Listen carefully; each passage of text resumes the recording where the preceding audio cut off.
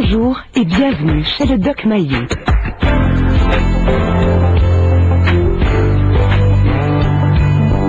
Société, débat, relations, famille. Le Doc Mayou. Retrouvons le psychiatre Pierre Mayou et notre animatrice Janine Ross. Bonjour tout le monde, bonjour Pierre.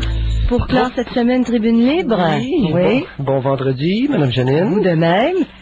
Alors, après nos numéros de téléphone. Oui, 790. Que je me rappelle jamais, chère Janine. Je peux pas vous blâmer. Ils sont écrits. 7900224 1-800-667-5241. Pierre, oui. J'ai une mauvaise nouvelle. Puis moi, j'ai des questions. OK. Alors, on commence par la mauvaise nouvelle. On commence par la mauvaise nouvelle. J'ai une mauvaise nouvelle. Suite à une déclaration, j'annonce que je ne cesserai pas de critiquer vertement le contrôle des armes à feu dans notre pays. Alors, il y a une dame ce matin, sous la plume d'André Noël, qui s'appelle Catherine Bergeron, qui a perdu sa sœur Geneviève dans la tuerie de la Polytechnique, et qui y va de cette déclaration-ci, je la cite, « Qu'on cesse de dire que la loi ne fonctionne pas, la loi sur le contrôle des armes à feu, c'est faux. » dit-elle.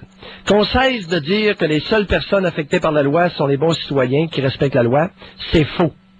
Qu'on cesse de dire que les coûts sont exagérés par rapport aux bénéfices, c'est faux. Alors, madame, je ne cesserai pas de dire, et pour plusieurs années encore, que la loi sur le contrôle des armes à feu a eu comme résultat strictement zéro.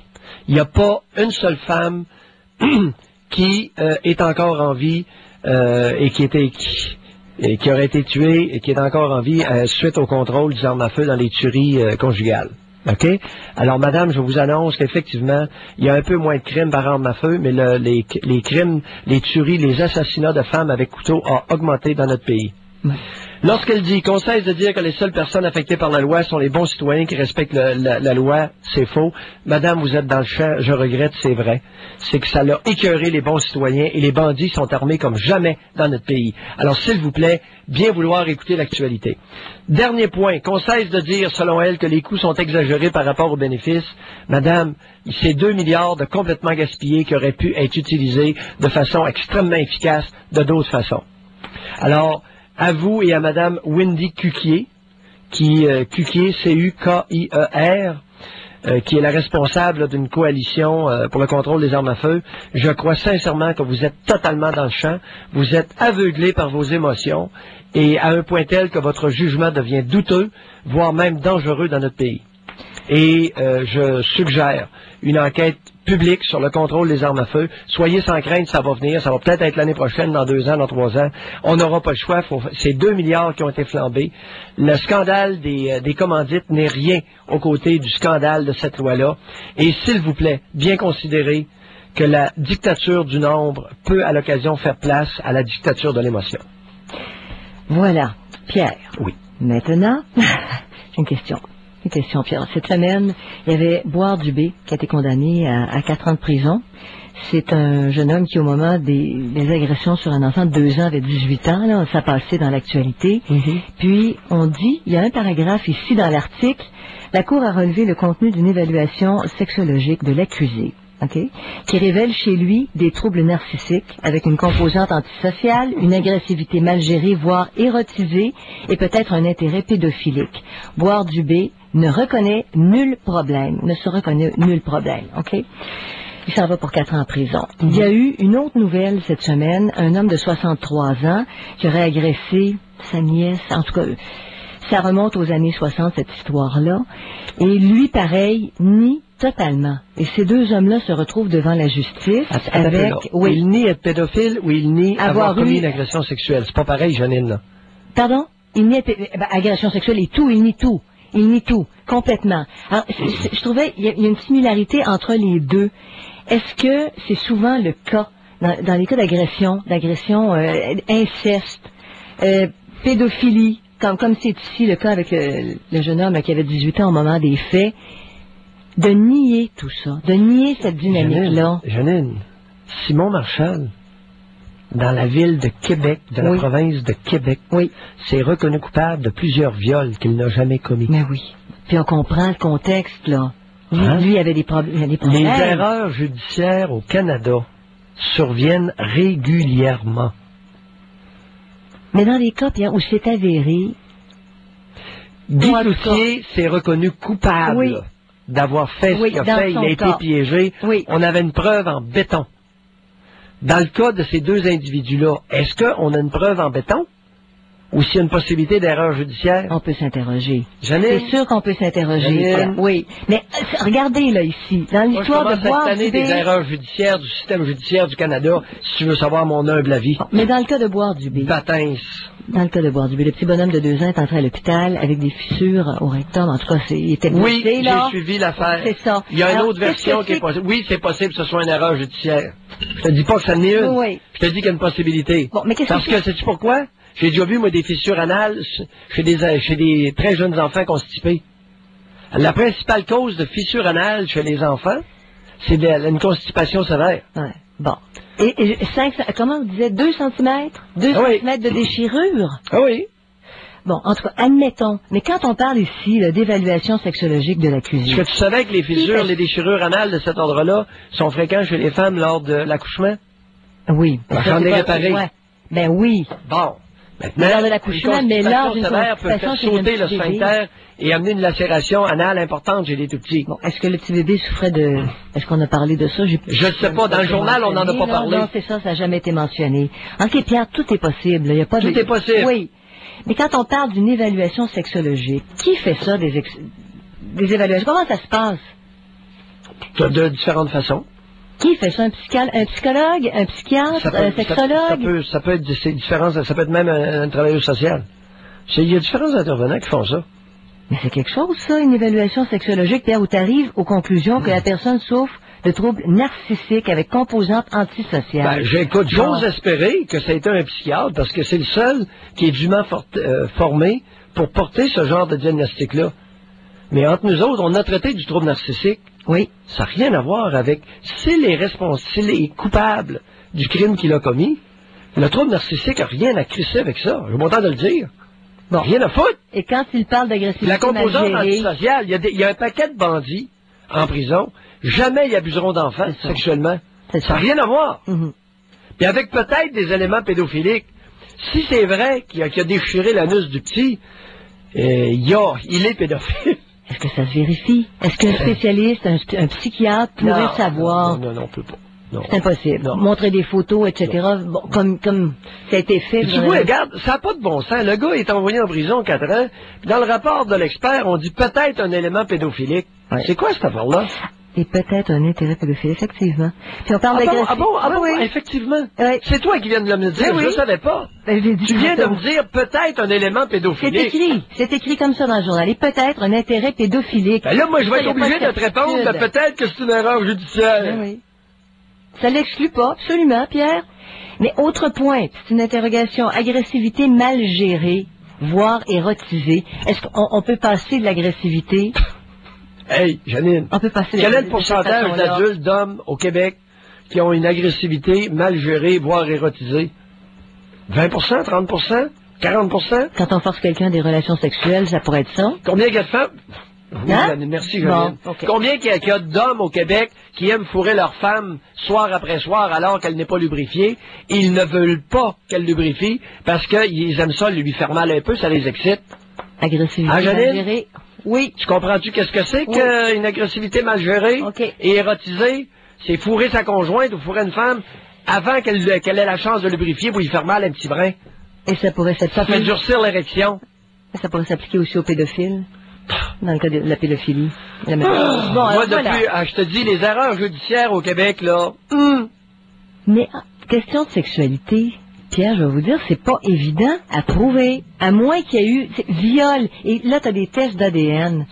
Outre ça, là, tous les enfants... On est relativement sans gêne. La gêne au Québec, là, c'est pas notre sentiment le plus répandu. En voulez-vous une Je te dis, troisième? depuis l'affaire de Simon Marchal, moi, si j'étais une organisation policière, j'aurais une petite gêne. Janine? Je vous en apporte un autre, OK? Oui, on va vas-y. faire le plateau, on va compléter le plateau. C'est à Trois-Rivières, deux conjoints qui subissent un procès. C'est depuis milieu de la semaine. Janine. Oui, Janine. oui. Je vais être expert dans cette cause-là. On peut pas en parler. Correct. Alors, bon, c'est correct, ça c'est C'est clair. moi qui est l'expert pour la défense. C'est bon. Alors, vous aurez peut-être des choses un jour à... Je vais avoir beaucoup de choses à dire dans cette cause-là. Mais tu vas en parler. Écoute, fais ton blabla. Moi, je ne te répondrai pas, mais Non, je t'empêche pas de parler. Ben, ceux qui ont Qu'est-ce que vu, t'allais dire? Vas-y, c'est qui ont vu, pas c'est que- orchestré notre affaire. les deux conjoints subissent un procès. Le père n'est pas le père biologique, c'est un homme qui était, qui n'est pas le père de l'enfant, qui aurait fait il est accusé d'agression sexuelle, d'attouchement sexuel, de corruption d'enfants, et la conjointe, la mère biologique de l'enfant, petit enfant à peine 3 ans, là, est accusée d'agression sexuelle par complicité. C'est pour ça. Alors, t'arrives avec quoi, là-dedans? Ils ont détecté des comportements inhabituels, très précoces chez l'enfant. Ça a été détecté dans une famille d'accueil où la petite fille était depuis quelques mois, ouais. Et c'est là-dessus qu'on est parti. Parce que la petite fille se masturbait et tentait de masturber un petit garçon de 2 ans.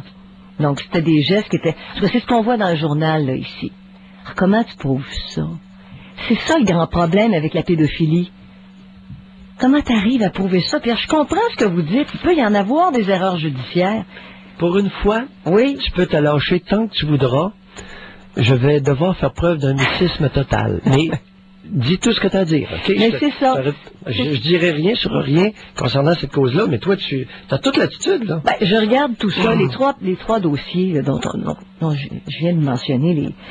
Comment tu prouves? Fort heureusement que j'ai fait mes commentaires sur Dubé avant que tu parles de cette cause-là. J'ignorais que tu allais en parler. Alors, sinon, ça aurait été le mutisme total. Non, mais je me mets dans la peau des experts. Comment tu arrives en toute honnêteté et sans aucun doute à prouver ça? C'est difficile. Puis c'est pour ça que la pédophilie, ça persiste. C'est dur à prouver après les faits, à moins qu'il y ait le sperme. C'est extrêmement difficile. Puis il y en a qui passent entre les filets de la justice, puis il y en a d'autres qui se font épingler, puis c'est peut-être pas eux autres. C'est ça. La police de Québec... Oh, excuse-moi, avais-tu terminé? Oui. Non, je ne peux pas. Avais-tu terminé sur... Oui. Bon, la police de Québec a obtenu une déclaration de culpabilité de Simon Marchal. Malheureusement, c'était pas le sperme de Ticasse qui était retrouvé sur les vêtements des victimes.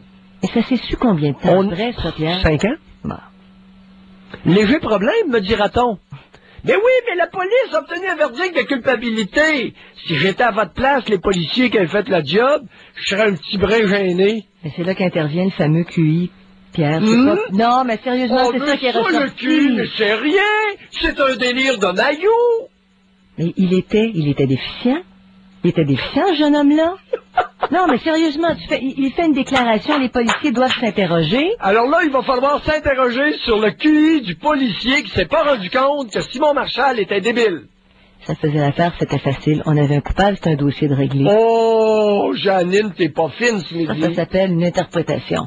T'es pas fine. Alors, 790-0224, 1-800-667-5241, tribune libre du vendredi. Alors, vos problèmes, du vécu. On veut du vécu à l'émission. Au Doc Mayou. Retrouvons le psychiatre Pierre Mayou et notre animatrice, Janine Ross. Et ça démarre en compagnie de Suzy. Bonjour, Suzy. Oui, bonjour. Bonjour, Suzy. Moi, j'appelle concernant... d'ailleurs, j'écoute beaucoup votre émission, là. Je vous dis bonjour. J'appelle concernant la répression masculine dans les écoles primaires. On en a entendu parler un petit peu à l'automne, puis cette semaine. La répression masculine. La répression du masculin ou la répression... du masculin. Oh, excusez. Du masculin. Parce que je pensais que la répression masculine, ça voudrait dire que c'est les professeurs masculins qui répriment les enfants. Non, c'est vraiment... OK, la répression du masculin. Masculin. Oui. Allez-y, lâchez-vous. Moi, j'ai une petite fille qui avait à l'époque, qui a commencé sa maternelle. Oui. Là, je parle d'une petite fille, mais c'est parce que ça l'affectait ma fille lorsque les enseignantes, la directrice, criaient après les petits garçons. Parce que là... Ça lui faisait aussi peur? Oui, ça lui faisait peur, ça la gelait, ça la bloquait. Oh. Elle était très, très... elle restait collée après moi quand j'allais la conduire à l'heure du dîner. Quand je parlais d'aller dîner à l'école, c'était la phobie. Elle me faisait des crises d'angoisse, comme. C'est jamais ressorti, ça, Pierre, cet aspect-là. Parce qu'il y a des petites filles aussi qui doivent trouver ça très difficile de voir les petits garçons se... Merci, Oui. Suzy, de souligner que la répression du masculin dans les écoles va aussi nuire à toute l'atmosphère pour l'épanouissement des petites filles. C'est un corollaire, ça découle. Vous Oui. avez raison. Et puis moi, ce que j'aimais pas, c'est que, bon, elle a un petit frère, moi, ma fille. Oui. Et puis, ben, les modèles, là, qui sont devant elle, c'est des femmes qui crient, Oui. puis qui les écrasent bien comme il faut. Mmh. Et puis là, ben, à la maison, elle pouvait, tu sais, c'est un modèle qu'elle voit, là. Puis ça marche, le petit doigt, il est pris. Tu sais, il est obligé de, il y a des conséquences et tout. Non, les conséquences, ça, c'est un langage de bonne femme à nouveau. Il y a des punitions. Oui, mais... La punition d'un geste n'est pas du tout synonyme que la conséquence d'un geste. Non, ok, je comprends. Exemple, je vous donne une claque sur la gueule, ça fait un bleu. C'est la conséquence de la claque. Oui. Mais la punition, là, que je vais avoir, ça va être une accusation de voie de fait et possiblement une amende à payer. Oui, c'est ça. Alors là, les bonnes femmes, on va s'entendre, là. Comprenez-vous? Puis je le dis pas pour vous, là. Mais on va arrêter ce langage gnangnan, infantilisant québécois. Une conséquence d'un geste, ce n'est pas du tout la même chose qu'une punition. Non, mais cette maudite race-là dans les écoles, écoutez, c'est-tu un club de débiles sociaux, ça, dans nos écoles? C'est ça. Allez-y, continuez. J'ai fait vraiment sortir un aspect qui Mais était c'est jamais... justement, j'ai dit des jamais vu. conséquences parce que quand tu écoutes les enseignantes, parce que moi j'étais là sur l'heure du dîner, c'est ce qu'elles utilisent. Oui, le mot Ah, qu'elles c'est utilisent ça. est digne de très bonnes débiles. C'est ça. Sont trop niaiseuses pour réaliser que la conséquence d'un geste n'est pas du tout la même chose que punition. J'ai pas de problème à ce que vous donnez des punitions, les cabochonnes. Mais venez pas appeler ça une conséquence, les tartes. Mais Suzy, Maudit! vous à la maison, Hey! là, quand vous avez observé que votre petite fille se mettait à crier, vous criez pas. Alors, vous saviez que ça venait d'ailleurs. C'est ça. Ça vous a mis la puce à l'oreille. Ben, c'est que moi j'allais là à tous les midis. Ils crient après les enfants, je vais leur crier après ces tartes-là. C'est ça. Moi j'allais là tous les midis, là. Oui. Alors là, j'en avais les frissons, je voyais la directrice qui hurlait en pointant, puis là, j'ai demandé, j'ai dit, c'était quoi, là? Parce que quand je suis partie, bon, elle a approché du groupe d'enfants, mais moi, de la manière qu'elle s'adressait à eux, je me disais, mon Dieu, est-ce qu'il y en a un qui est en train d'en étrangler un? Parce que là, c'est urgent, là. C'était comme... Suzy, la tarte ne peut plus fesser. Qu'est-ce qu'elle va faire? Qu'est-ce qui lui reste? Hein? Crier, essayer d'intimider, puis ensuite distribuer les punitions. Elle peut plus varger ses enfants, la tarte. Mais saviez-vous que c'était seulement... Parce que moi, je venais de dire à ma fille, il fait chaud, là. On était février, mais il y a des journées qui fait très chaud. J'ai dit, ben, un petit peu, détache-toi un petit peu, là, parce que franchement, il fait chaud. Puis je voyais qu'elle avait chaud. Elle a dit, non, maman, on peut se faire chicaner, elle veut pas. Et puis, elle criait après eux, de très loin. Elle a approché, puis en pointant du doigt, comme ça, elle a des fusils dans les yeux, là. Puis c'était simplement pour boutonner leurs boutons. C'était juste pour ça, il n'y avait pas un qui était en train, il n'y avait pas eu de bagarre. Suzy, quel âge a cette tarte-là? Je dirais peut-être 40 ans. 40 ans, achetez-lui, il y a des beaux vibrateurs à 80$, là. Achetez-lui en un, puis envoyez-lui ça de façon anonyme. Elle va comprendre. Mais là, j'appelais parce que... Un piton collé ne peut pas, une femme qui a un piton collé ne peut pas être une bonne directrice au niveau de la maternelle. Quand est-ce qu'on va comprendre ça? Mais ce Pierre, il y a Ils viennent dingues! il y a des jeunes... Je vous le dis! Il y a des jeunes qui étudient là, en formation pour devenir professeurs à l'université et on parle de maîtriser une classe encore aujourd'hui. Ils sont en formation, c'est ce qu'on dit. Il faut se faire respecter. Ça se passe dans les 2-3 premières minutes quand on entre en contact avec la classe. Yes, sir! Bon, alors, ça part comme ça. La formation est donnée comme ça, j'ai l'impression. Non. Tu te fais respecter ou on te La montre formation la tête, reflète c'est ça, les hein? tartes qu'il apprennent et qu'il la donne. Non, ça marche pas comme ça, là. C'est que Ben, ça marche la pas comme raison, ça, mais c'est ce regarde. qu'on dit quand même. Non, mais Janine, le genre de formation qui est offerte Oui. correspond à ceux qui offrent la formation. C'est pour ça que je vous dis, méfiez-vous des tartes avec le piton et le clitoris collé. Sont dangereuses pour les tout-petits. Alors, en tout cas, Suzy, merci beaucoup. non, c'est parce Il y a que... autre chose? Oui, j'ai Oui. autre chose parce que je veux finir avec une note positive. Devant ça, moi, parce qu'elle a fait maternelle et première année, comme il y a beaucoup d'enseignantes qui criaient aussi, je me suis dit, bon, on peut pas tout changer l'école, là, il y en a trop là-dedans, là, puis il y en a que ça fait longtemps que ça dure, puis j'entends des échos des parents qu'il y avait tellement de devoirs à faire le soir, là, qu'ils ne pouvaient plus jouer, là. Tu sais, des 3 heures de devoir, mais pas en première année. En première, c'était 1 heure, c'était beaucoup. Je trouvais que c'était beaucoup. Alors, je suis allée voir ailleurs. On est allé voir d'autres écoles, puis j'ai trouvé une école alternative. Et dans les écoles alternatives, parce que la chère directrice qu'on parlait tantôt, elle, à l'Assemblée générale, elle parlait beaucoup du respect. Et c'était, les enfants devaient s'adresser à eux d'une petite voix, puis elle pouvait, là, parler, là, devant tout le monde, devant tous les rangs, là. Moi, j'appelais ça mes spectacles, là. La cloche sonne, puis là, il y a des rangs. Il fallait qu'ils prennent leur rang. Ça, c'était un spectacle de 10, 15, même des fois 20 minutes avant d'entrer en dedans. Il y avait un code jaune, un code vert, un code rouge. Puis en dedans, le prof s'occupait selon le code. Bon. Alors moi, j'étais là, ça n'a pas de bon sens. Je vais pas vivre ça pendant 6, 7 ans, là, 8 ans, avec mes deux, puis tout ça. On est allé voir dans d'autres écoles, puis je suis tombée sur une école alternative où on parle pas tellement de respect, mais c'est ce qui est vécu à l'intérieur. C'est pas la première chose qu'on parle, là. Mais dans les faits, chacun est respecté. Oui. Il y a beaucoup plus de respect. Oh, vous, après-midi, là, vous allez commencer à insinuer qu'il faille prêcher par l'exemple? Oui. Et puis, les enfants vous êtes à contre-courant, madame. Dans une société matriarcale basée sur une relation dominant-dominé, il faut habituer les enfants très tôt à ce mode relationnel. C'est ça, puis dans cette école-là, au niveau d'une école alternative, les parents, on est bienvenus, contrairement à l'autre école, on ne peut pas aller dans l'école. À l'autre école, on peut aller en classe et selon ce que vous dites souvent, les bulletins ne reflètent rien. Les bulletins que je reçois là, de cette école, parce que moi j'étais à la maison, je connais mes enfants, et l'enseignante reflète très bien mon enfant, mes deux, là, parce que les deux sont maintenant à l'école, reflète vraiment ce qu'ils sont.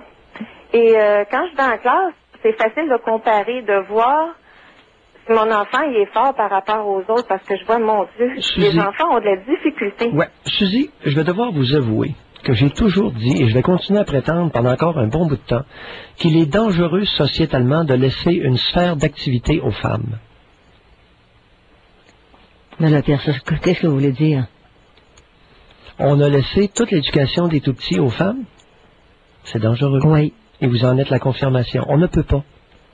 Oui, sauf que je trouve qu'à l'école, parce que dans ce genre d'école-là, je ne sais pas si vous connaissez ça, les enfants, tous les matins, ils ont un agenda, ils font des choix. Plus ils grandissent, plus leurs choix ils ont plus de choix en première année, ils ont moins de choix parce que, bon, ils savent pas lire.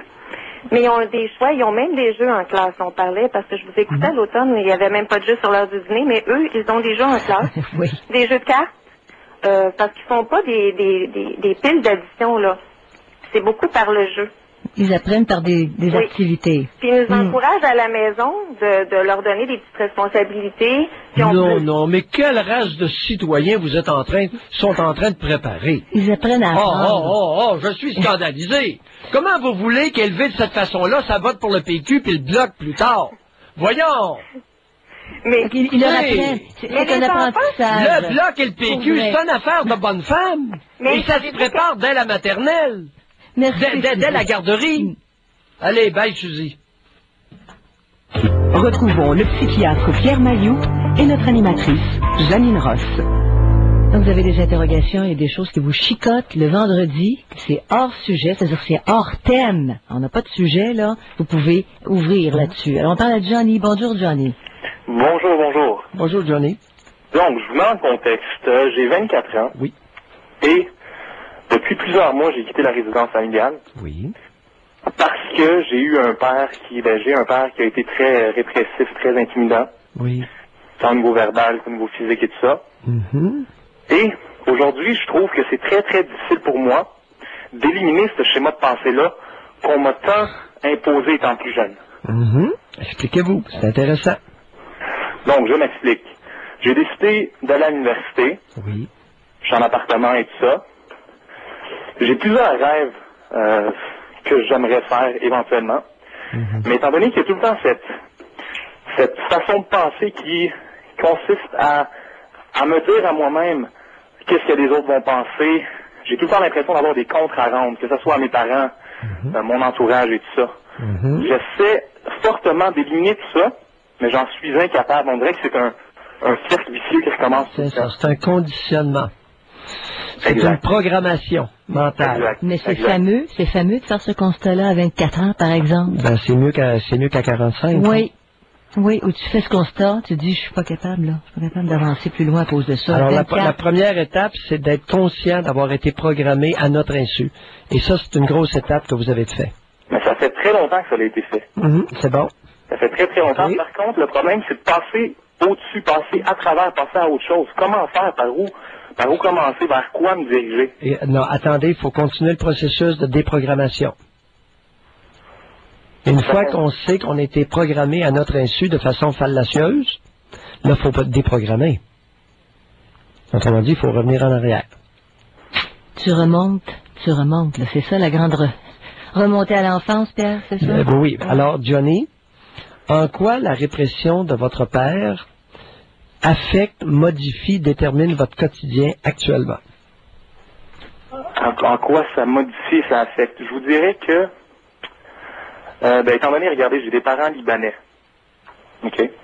Donc, on est, moi et mes sœurs, on est la première génération à naître au Québec. Donc, on a été exposé à un monde totalement différent de ce qu'eux ont vécu.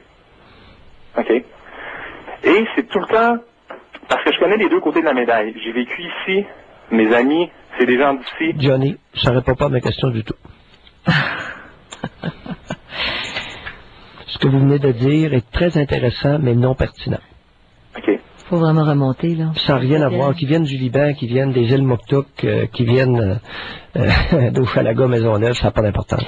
Ça peut lui présenter peut-être certaines difficultés, Non, Pierre, mais c'est ça, pas au niveau de la Rien. programmation. Rien. OK. Alors, vous avez été programmé, même si vous êtes Libanais d'origine, vous avez été programmé comme la vaste majorité des enfants nés au Québec, de parents nés au Québec depuis 10 générations. Alors, en quoi la répression de votre père affecte votre quotidien? Ben, je vous dirais que... Alors, vous comprenez, regardez, l'idée est la suivante. Vous êtes conscient d'avoir été programmé, mais vous n'êtes pas conscient des répercussions de cette programmation-là dans votre quotidien. Ah, mais je vous dirais, le plus gros facteur, c'est au niveau de l'estime personnelle. Lorsqu'on est constamment, qu'on se fait réprimander constamment, dire que ce qu'on fait est tout croche et tout ça, même si, présentement... Johnny, c'est trop vague. Ça manque de concrétude. Parce que, méfiez-vous, vous êtes un type brillant, un intello. Méfiez-vous de ça. Vous allez intellectualiser. C'est pas ça ma question. C'est concrètement. Donnez-moi là 25 exemples d'impact négatif qu'a eu la répression de votre père sur votre vie quotidienne. Je dirais un très important, puis je trouve ça malheureux, c'est au niveau mes capacités sociales.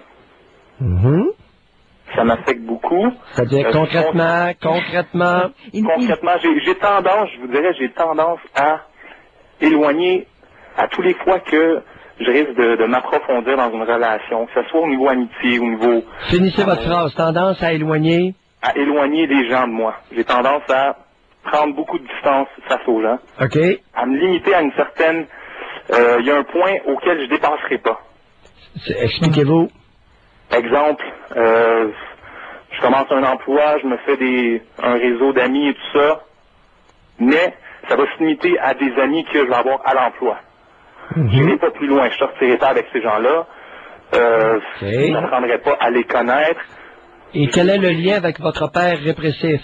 Avec quel genre? C'est la relation que j'ai eue avec lui toute ma vie. Pardon? C'est la relation que j'ai entretenue avec cette personne-là toute ma vie. OK. Il n'y a aucun lien affectif autre que c'est la personne qui a mis de la nourriture sur la table, c'est la personne qui... c'est l'endroit où je pouvais coucher, c'est la personne qui payait pour mes frais et tout ça. Mais à part de ça, c'est vide. Vous comprenez l'exercice à faire? C'est de faire le lien entre la répression de votre père et votre quotidien. Et je suis sûr, si vous êtes sur la bonne piste, là, vous allez en sortir à tout bout de champ des exemples comme ça. Et c'est ça qu'il faut tranquillement, dans les prochains mois, les quelques prochaines années, décortiquer. En quoi l'éducation répressive reçue de votre père vous affecte au quotidien? Quelles sont les conséquences? À tantôt, là, les tartes des écoles, là, qui donnaient des conséquences aux enfants, vous êtes dans le champ, les niaiseuses. Alors là, c'est un bel exemple, Johnny. vous avez été réprimé par votre père et ça a des conséquences dans votre quotidien. Pas des punitions, des conséquences. Ouais. Comprenez-vous? Les tartes dans les écoles, ils confondent conséquences avec punition. Hey, c'est avancé notre système, hein? On a un gros système au Québec. Bon. Puis après ça, Pierre, ça se peut que Johnny, à chaque fois qu'il va tomber sur une conséquence puis qu'il refait le lien, il soit en état de révolte, il va avoir plein d'émotions qui vont sortir, ça se peut. Accompagnant cette prise de conscience-là, il va y avoir des émotions qu'on laisse monter à la surface. Et le fait de devenir conscient de tout ça, ben, à ce moment-là, ça cesse de se répéter. Si je pourrais simplement ajouter un petit point. Je considère que, justement, l'aspect familial et tout ça, c'est très important. Je veux pas nécessairement éliminer le contact entre moi et ma famille. Par contre, je réalise que... En avez-vous besoin financièrement? Aucunement besoin financièrement. Ah ouais? J'ai aucunement besoin, puis ça fait plusieurs années que j'ai pas besoin de personne financièrement. Ah ouais? Pas parce que je fais de l'argent, mais parce que je me débrouille. Oui. Vous êtes autonome. Exact. Okay. Sauf que je réalise, je constate que tous les fois que je me présente, exemple, chez mes parents pour aller... Ouais, Johnny, je vais vous annoncer une nouvelle, j'ignore si elle est bonne ou pas. Je n'ai aucune espèce d'idée de ce que sera votre relation avec votre famille une fois que le processus sera terminé ou avancé. Alors c'est une aventure, Pierre, dont on ne peut prévoir l'issue. Exact, très bien dit, Madame Jeannette. OK, Johnny? Johnny, bonne chance. Et je me fous de l'issue. Vous n'avez pas le choix, vous êtes obligé d'embarquer dans le processus, sinon vous êtes fait. OK? Bye. On parle immédiatement à Marie. Bonjour, Marie. Bonjour. Bonjour, Marie. Bonjour, M. Mailloux. Bonjour, Mme Ross. Moi, c'est une histoire un peu compliquée. J'ai 33 ans. Mm-hmm. Je suis née à Montréal. Je suis d'origine haïtienne. Oui. J'espère que vous n'êtes pas raciste, M. Mailloux. Je vous aime beaucoup. Marie, j'ai une mauvaise nouvelle pour vous. Je suis pas raciste, pas en tout. Bon, je suis belle. Allez-y, donc on continue. On parle d'être humain à être humain. Oui. Bon. Je sortais avec un Québécois. Oui. Qui était sadomaso. C'est-à-dire, ça me dit rien, ça. Qui était... c'est un majocis. Et concrètement, donnez des exemples au lieu d'utiliser un savant mot. Qui aimait qu'on lui fasse mal, qui aimait se faire dominer. Oui, mais donnez des exemples concrets. 3-4 exemples, là, rapides. Les pinces sur les seins, la cigarette, les bottes de cuir. Attendez un peu. Pincer les... Les seins. Non, mais un homme, ça n'a pas de seins. Pincer vos seins, à vous? Non, c'est tonton à lui. OK, pincer ses mamelons à lui, OK. C'est mamelons à lui. Mais pincer au point de faire surgir le sang ou juste pincer un peu? Non, pincer au point de faire mal, là. Oui, mais avec du sang ou pas de sang? Des fois, ça pouvait aller jusque-là.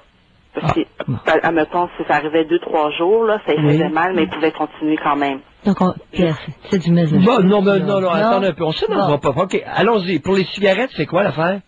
C'est que à chaque fois qu'il devait venir, il devait fumer avec la cigarette. Fallait que la cigarette, c'était sa jouissance de cigarette. Oui, mais je comprends pas, là. Expliquez-moi. Avant, pour éjaculer ou avant d'éjaculer? Pour éjaculer, il fallait que je fume. Ah oui, mais il n'y a rien là. C'est niaiseux, monsieur, il n'y a rien là. Ça n'a rien à voir avec le sadomaso, ça. OK, alors, vous deviez fumer une cigarette pour que lui éjacule. On est dans la déviation sexuelle, mais pas dans le sadomaso. En tout cas. Elle est comme légère, là, Pierre. Ben oui, fumer une cigarette. Je pensais que vous vouliez le brûler avec une cigarette. Oui, aussi, parce que il y avait un tatou aussi, puis que je le faisais brûler avec la cigarette sur lui. Ah bon, là, on vient, comprenez-vous? Ouais. Tu vois, Janine, l'importance de décortiquer par des exemples. Oui. Alors, il y avait un tatou. À quelle place il y avait ça, le tatou? Sur la queue ou... Non, sur son chest, là, sur la poitrine? Sur la poitrine. Bon, Marie, attendez, on va continuer ça, parce que ça mérite d'être décortiqué tranquillement. Si vous avez la possibilité, là, c'est le grand bloc d'information, on vous revient. De retour au Doc Mailloux. Retrouvons le psychiatre Pierre Mailloux et notre animatrice, Janine Ross. Et on poursuit avec Marie, qui s'interroge beaucoup sur les comportements sexuels de son conjoint ou de son ex-conjoint, son chum, ex-conjoint. OK. Et là, c'est important de décortiquer, non pas par curiosité malsaine de ma part, mais pour bien comprendre les comportements. Alors, se faire pincer les mamelons pour un homme, jusque-là, en autant que ça saigne pas, là, il n'y a pas de problème. Qu'il vous demande de fumer une cigarette parce que ça augmente son excitation sexuelle au moment d'éjaculer, il n'y a pas de problème là non plus. Okay. Mais là, vous avez mentionné un autre point, des brûlures sur son tatou avec une cigarette. Alors, expliquez-vous là-dessus. C'est parce que c'est comme sa déviance sexuelle allait de plus en plus oui. profond. Voyez-vous, avec la brûlure sur son tatou, là, on commence à parler d'une déviation sexuelle. Oui. Puis ça commençait à être de plus en plus profond. Oui. C'est-à-dire? Ben, il voulait que je commence, à commencer à brûler, puis que je commence à lui parler, à lui dire des méchancetés. Non, ça lui dire des méchancetés, pas de problème. Il y a même des juges, en tout cas, dans l'histoire du Québec, qui aimaient ça, là, ce genre de... Bon, ce genre de relation-là, puis se faire fouetter. Oui. Bon, on m'a raconté des choses, je ne sais pas si c'est vrai, si c'était des bobards, mais il y a un juge qui, à un moment donné, a demandé à sa secrétaire de le fouetter avec sa ceinture, tu sais. Alors, bon, ça en est plein de... Si on commençait à relever des points d'intimité sexuelle comme ça, là, il y a une encyclopédie à écrire au Québec. Bon. Mais brûler avec la cigarette, là, racontez ça. T'infliges vraiment des blessures. Ben, non, là, écoute, oui, là, on rit pas, là. Mais dire des obscénités, ça n'a aucun problème. OK.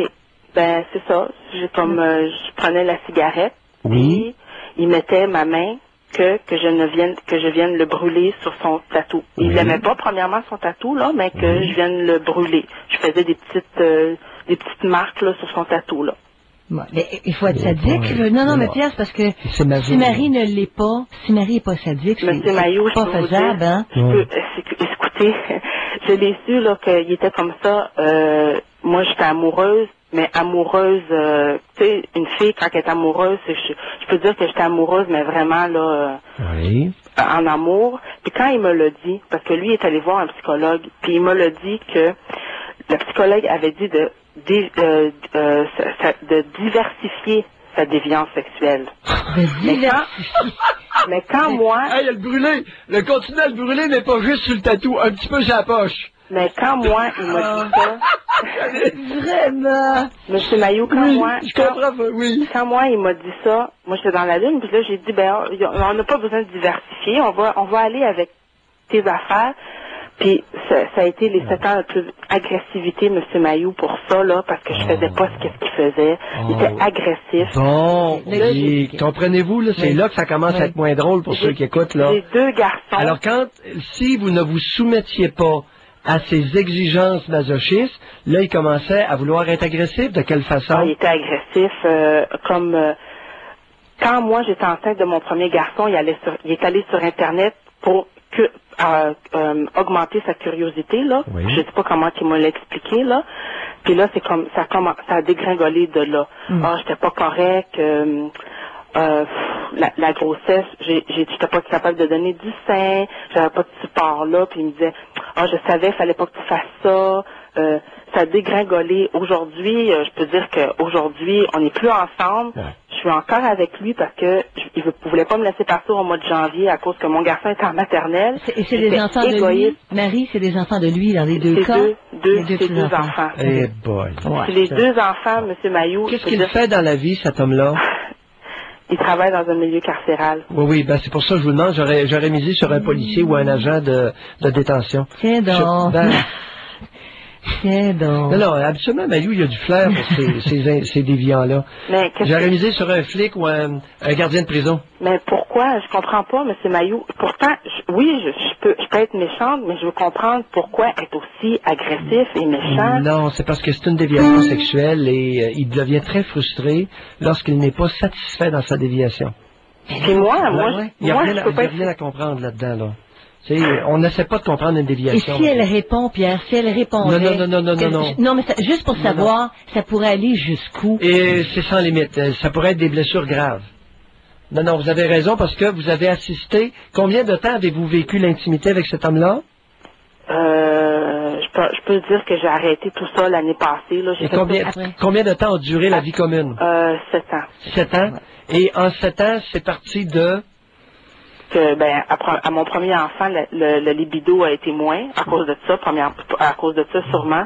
Puis au mon deuxième, j'ai arrêté ça sec. Non, c'est-à-dire, Marie, Oui. avez-vous assisté à un crescendo, un accroissement de sa déviation sexuelle avec les années? Est-ce que c'était croissant ou pareil? C'était pas tout le temps pareil, mais je pense, dans ses affaires, il en voulait plus. Bon, Il en voulait c'est plus, c'est ça. ça. Il y a un crescendo.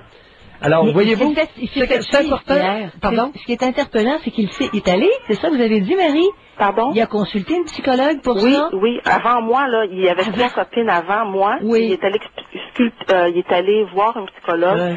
Puis la madame lui a dit de diversifier sa déviance. Vous savez, Marie, Oui. les intervenantes féminines en matière de perversion sexuelle, de déviation sexuelle, je n'y crois pas tellement.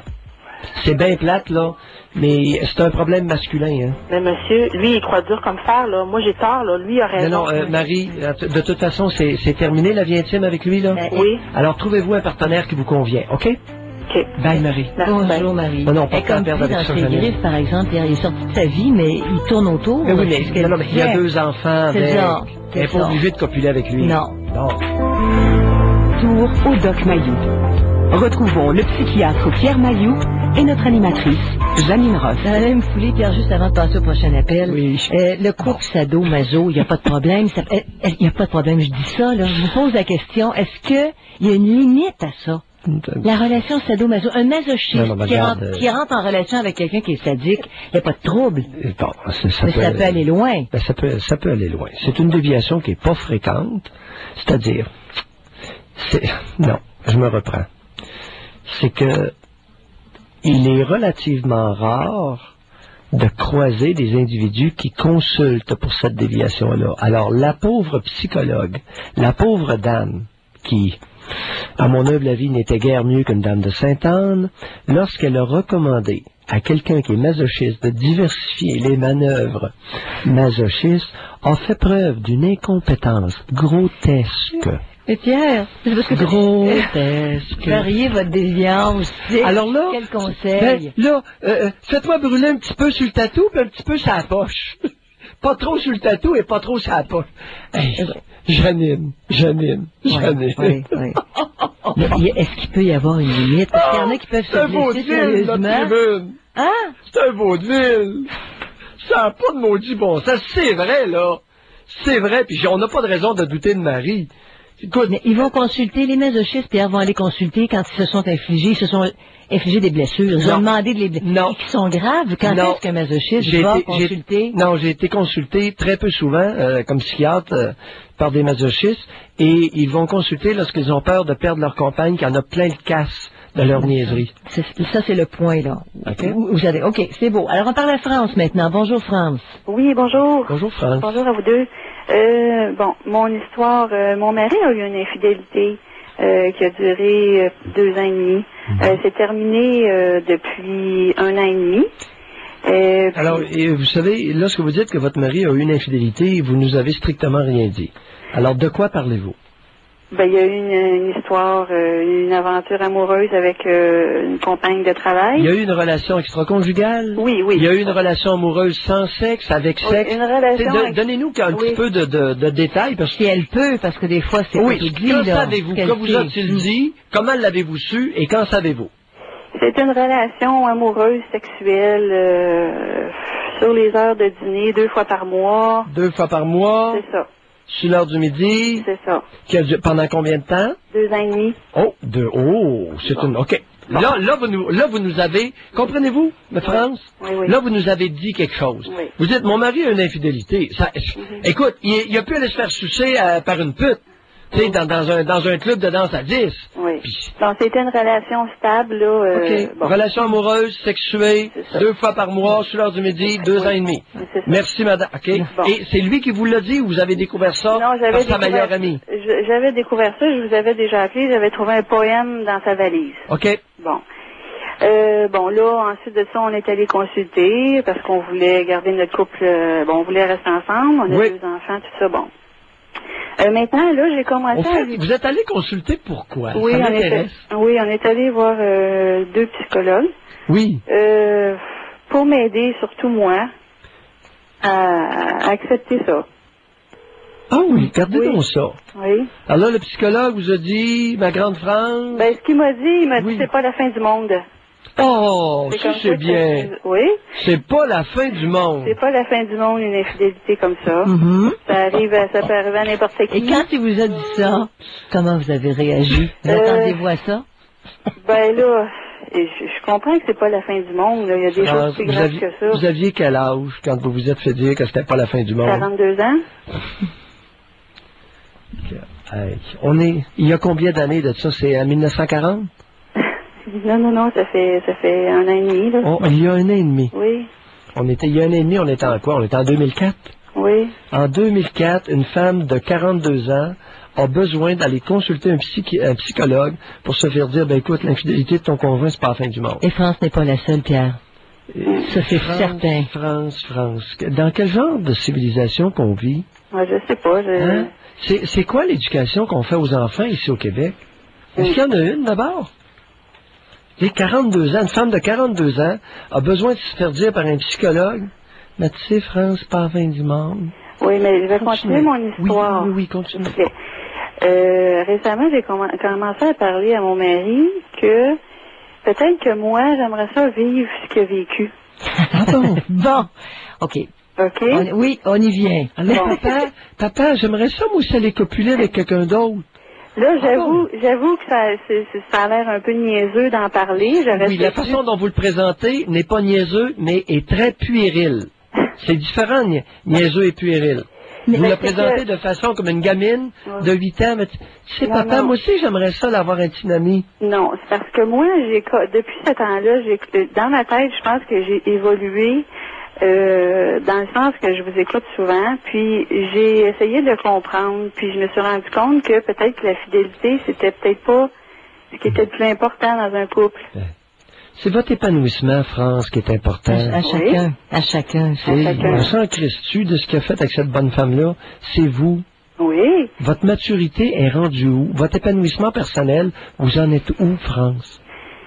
Ben, parce que moi, ce que je me demande, ce que je voulais vous demander, c'est si moi je vis une aventure comme ça, est-ce que ça peut m'aider à pas me désensibiliser peut-être à ce qu'il a fait? Ou rendre ça, c'est prendre, non, ça n'a pas de sens, votre réflexion, c'est pas ça. Mais ça signifie... Si vous établissez un lien intime avec un homme autre que votre conjoint, Oui. est-ce que ça pourrait vous aider à grandir, à maturer, à devenir une femme plus épanouie, plus évoluée? La réponse, c'est possiblement, mais pas automatiquement. Oui, c'est ça. C'est possible, mais c'est pas certain. C'est loin d'être certain. Parce que Oui. ce que vous nous dites, ce que France nous dit, en tout cas, c'est ce que je comprends, c'est pas digéré, là, l'histoire. Mais La digestion de votre problème est reliée avec votre père et votre mère, pas avec votre conjoint. C'est pas à cause de votre conjoint que vous êtes encore une gamine sur le plan des émotions. C'est à cause de vos parents, madame.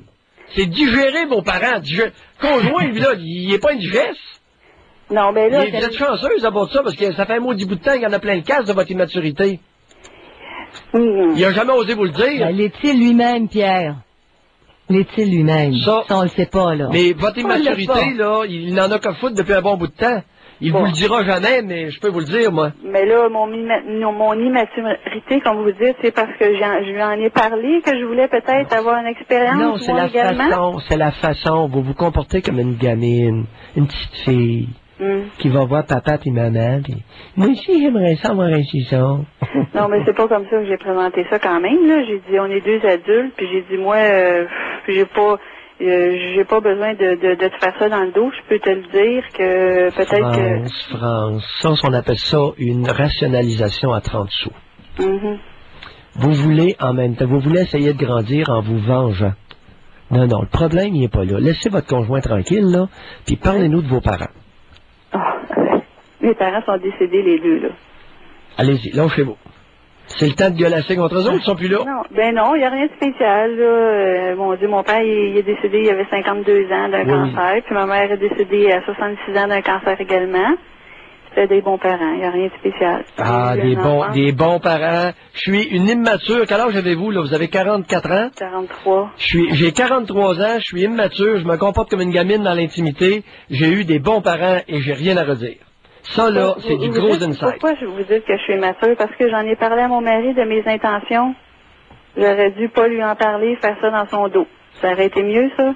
Moi, je trouve Ou pas. faire ça sans se justifier, ça aurait, peut-être été mieux, ça aurait peut-être été mieux pour lui, parce que là, depuis que j'en ai parlé, mon Dieu, il parle quasiment de séparation. Regardez, ça fait 2 fois que vous dites mon Dieu. Pourriez-vous nous crisser à paix avec mon Dieu? Oui, OK. Hein? Là, on parle de sexe, puis on parle d'épanouissement.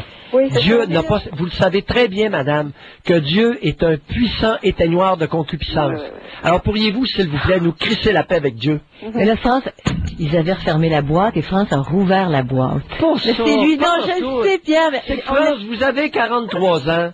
Puis, c'est quoi vos problèmes à l'heure actuelle, là? Laissez-nous tranquilles avec votre conjoint et parlez-nous de vos problèmes.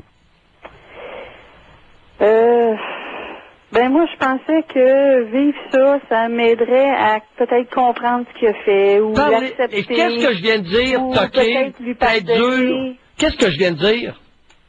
Je vous donne la chance de parler de vous, puis là, 2 phrases, faut qu'elle parle de lui.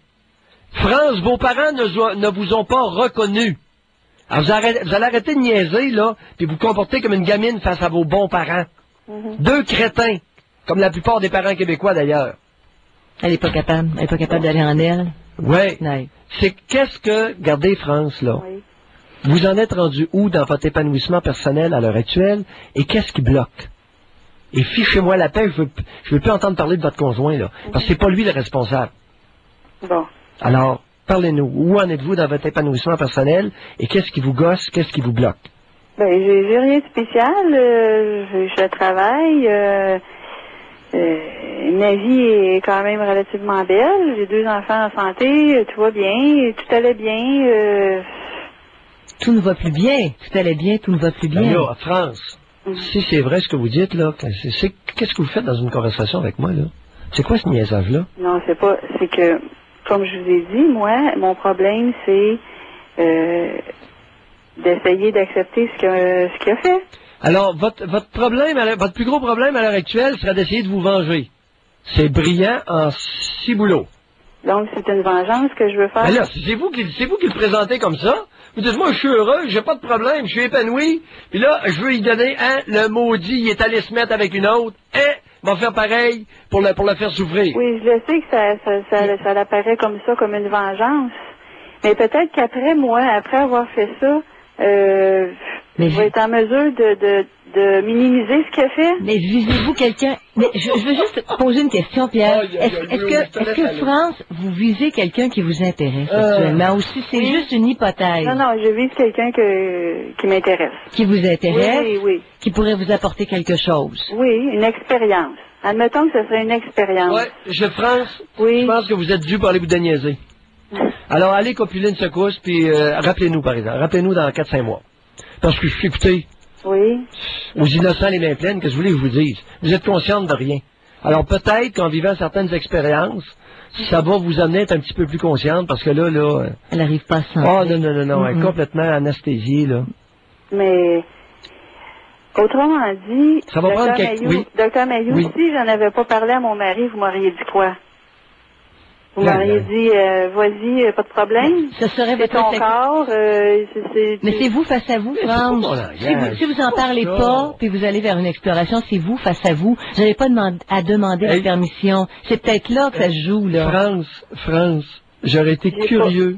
Vos parents, qu'est-ce qu'ils faisaient dans la vie? Mon père était commis voyageur sur la route, ma mère à la maison. Ouais. J'ai pas demandé la permission à mon mari. France, j'aurais été curieux. J'aurais été vraiment curieux de pouvoir observer le niveau de réflexion qui se passait dans la cabane chez vous. Vous êtes tellement incapable de réfléchir, malgré ce qui peut apparaître comme une intelligence raisonnable, que ça n'est désolant. Est-ce que vous savez ce que c'est que réfléchir? Oui, je réfléchis depuis cette histoire-là. Oui, bon. Mais vous savez, le rôle des parents, c'est de permettre aux enfants de développer leur capacité de réfléchir. Je pense que vos parents, ils ont raté leur rôle, en tout cas. Merci. Bec Mailloux. Retrouvons le psychiatre Pierre Mailloux et notre animatrice, Janine Ross. Infidélité qui revient continuellement, Pierre, dans les émissions. C'est le sujet de grandes interrogations. On parlait cette semaine de polygamie. Oui, quand on disait qu'on est loin de ça. Là. Ouais. Penses-tu que son conjoint va commencer à lui expliquer les raisons pour lesquelles toi, il s'est permis pendant 2 ans et demi d'avoir une relation intime 2 fois par mois le midi avec une compagne de travail? Puis dire, écoute, moi, je te trouvais un peu niaiseuse, puis un peu immature, puis ça m'a permis de voir qu'il y avait 12 genres de femmes. Penses-tu qu'il va lui dire ça? Jamais. Mais est-ce que ça pourrait se dire? Est-ce qu'il y a des couples qui arrivent à se dire des affaires comme ça? Non, Janine, pourquoi? Janine, c'est dangereux. Non, ça peut démolir quelqu'un puis plonger quelqu'un dans des élans suicidaires épouvantables. Toute vérité n'est pas bonne à dire, Janine. Faut utiliser son jugement. Je comprends. C'est pas une panacée. Souvent avec ça, mais oui, Pierre, quand tu regardes du jeu ouvert. Hey! Pierre. Des gens qui se disent évoluer. Je dis pas que c'est une panacée. Ça existe à peu près pas, non, ça. C'est ça. Mais c'est ce qu'on constate, puisqu'on n'est pas capable de mettre... On va être capable de mettre carte sur table avec des amis. On va aller dans le menu détail des explications. Non, très rarement. Jamais avec le conjoint ou la conjointe. Très rarement. Voyons, Janine, t'as jamais fait ça avec aucun de tes amis. Ben, parfois, tu vas plus loin avec des amis. Je t'ai pas demandé, je sais que tu l'as jamais fait. Penses-tu que tu vas t'amuser à une de tes amies de raconter tout ce que tu fais dans l'intimité avec ton chum? Jamais de la vie. Mais non. T'as jamais fait ça de ta vie. Puis il n'y a pas de femmes qui font ça. Il y a des hommes qui vont parler de leurs difficultés à des amis de femmes. Très rare. À des amis de femmes. Penses-tu qu'un gars va commencer à raconter à son chum qu'il y a de la misère à bander, toi? Voyons. Non, ça c'est sûr. Bon. Ça c'est sûr. OK. Alors, des amis de l'autre sexe. Peut-être qu'on va plus loin dans la tentative d'expliquer nos comportements. Oh, très peu. Très peu. Vois-tu, l'argent et le sexe demeurent des sujets difficiles à aborder. Et puis, vois-tu, garde, elle nous appelle, là, puis là, elle arrive 3 ou 4 affaires. J'ai eu des bons parents, mais j'ai rien à leur reprocher, tu sais. Fait que la réflexion, elle est bronclée. Là, elle commence à 41 ans, là, elle commence à réfléchir. Mais pourquoi? Ah bon, est-ce que Puis là, elle est loin de se demander, écoute, de se regarder aller et de dire, est-ce que j'évolue bien? Est-ce que c'est ça que j'ai besoin? Est-ce que ça... Mais oui, mais j'ai des bons enfants, mais pas de misère. Non. Ah oui. Mais Pierre, une infidélité, on va l'appeler comme tout le monde l'appelle, ça peut être le début d'un grand questionnement par rapport à soi. Ça peut. C'est ça. Ça peut être aussi une catastrophe. Pourquoi je le prends mal comme ça? Pourquoi ça me fait tant Parce que c'est une gamine envieuse, c'est une gamine jalouse. L'autre est allée évoluer avec la greluche. Elle a envie, elle voit son... Hey, penses-tu que ça pas... S'il l'a fait pendant 2 ans et demi, là, lui, il a évolué, là. Elle est en reste en arrière. Fait qu'elle est jalouse, pas avec raison. Mais si tu arrives avec un questionnement, Pierre, puis tu te dis pourquoi ça me blesse, et tu te trouves des réponses, ça vaut la peine, ça. Vois-tu, elle est pas... Probablement que je miserais pas un 10 cents sur France pour son évolution, parce que elle est au stade à 42 ans où elle est même pas capable de regarder son passé et de voir en quoi son passé lui a été bénéficiable. Ou bénéfique. OK, alors, on va... Elle est même pas capable de faire ça à 42 ans. Hey! Tu sais, elle est pas loin d'être envoyée à Saint-Jude, là. Alors, on va à Marie. Bonjour, Marie. Bonjour, je suis contente de vous parler aujourd'hui, Dr Mailloux, Madame Janine. Bonjour, je vous écoute souvent. Bonjour. Bon, moi, la raison pour laquelle je vous appelle aujourd'hui, c'est pour 2 petits points. Avant tout, juste une petite chose. Comme j'écoute souvent votre émission, il y a déjà des gens qui vous ont appelé puis qui vous ont demandé qu'est-ce que ça signifiait lorsqu'ils marchaient puis qu'ils comptaient dans leur tête. Je sais pas si... Ouais, il y a des choses comme ça, des rituels, ouais. Ouais, ben moi, je suis comme ça aussi puis je suis quand même jeune. Je veux dire, j'ai 21 ans. Oui. Puis moi, je me suis aperçue que lorsque je faisais ça, c'est soit une fatigue mentale ou un stress. Oui. Qui provoque ça. Donc, je sais pas si ça peut... les autres personnes qui ont... Si ça vous dérange pas trop, on n'en fait pas un plat. Non, mais des fois, c'est un peu achalant. On essaie d'arrêter d'y penser, puis ça nous revient constamment en tête. On compte en marchant, là, mais je pense, moi, enfin, c'est relié à une fatigue mentale ou à un stress. C'est ça. Puis il y a des petites compulsions comme ça qui peuvent survenir chez les êtres humains. Okay. Tant que c'est pas trop incapacitant, ben, on y touche pas. Si c'est pas trop fréquent. On n'en fait pas un plat. Okay, on essaie de s'amuser. Excellent. Puis la raison principale de mon appel, moi j'aimerais vous demander, vous parlez souvent que c'est important d'avoir une bonne écoute puis qu'il faut savoir bien écouter. J'aimerais savoir, selon vous, qu'est-ce que ça prend pour savoir écouter. J'aimerais apprendre en fait à bien écouter. Êtes-vous sérieuse? Oui.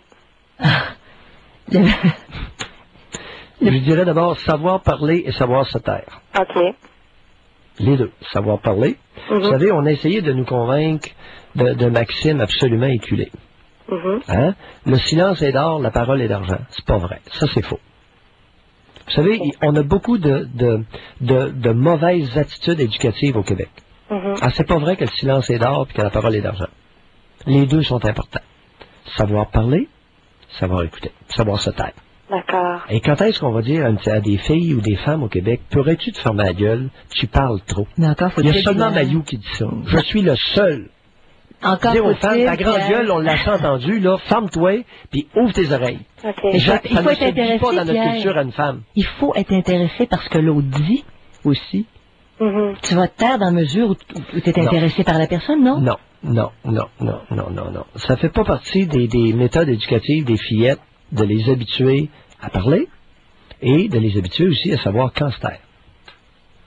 C'est tout qu'un apprentissage, ça.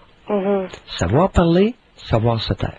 Mais pour que le cerveau enregistre vraiment ce que la personne nous dit, parce que je vais vous donner un exemple concret. Il m'est arrivé une situation dans le temps des fêtes, une situation un peu désagréable qui s'est produite avec une personne de ma famille. J'en ai parlé à ma mère par la suite, puis pensez pas que ma mère est une charognarde ou quoi que ce soit. On a une très belle relation ensemble, on s'entend très bien.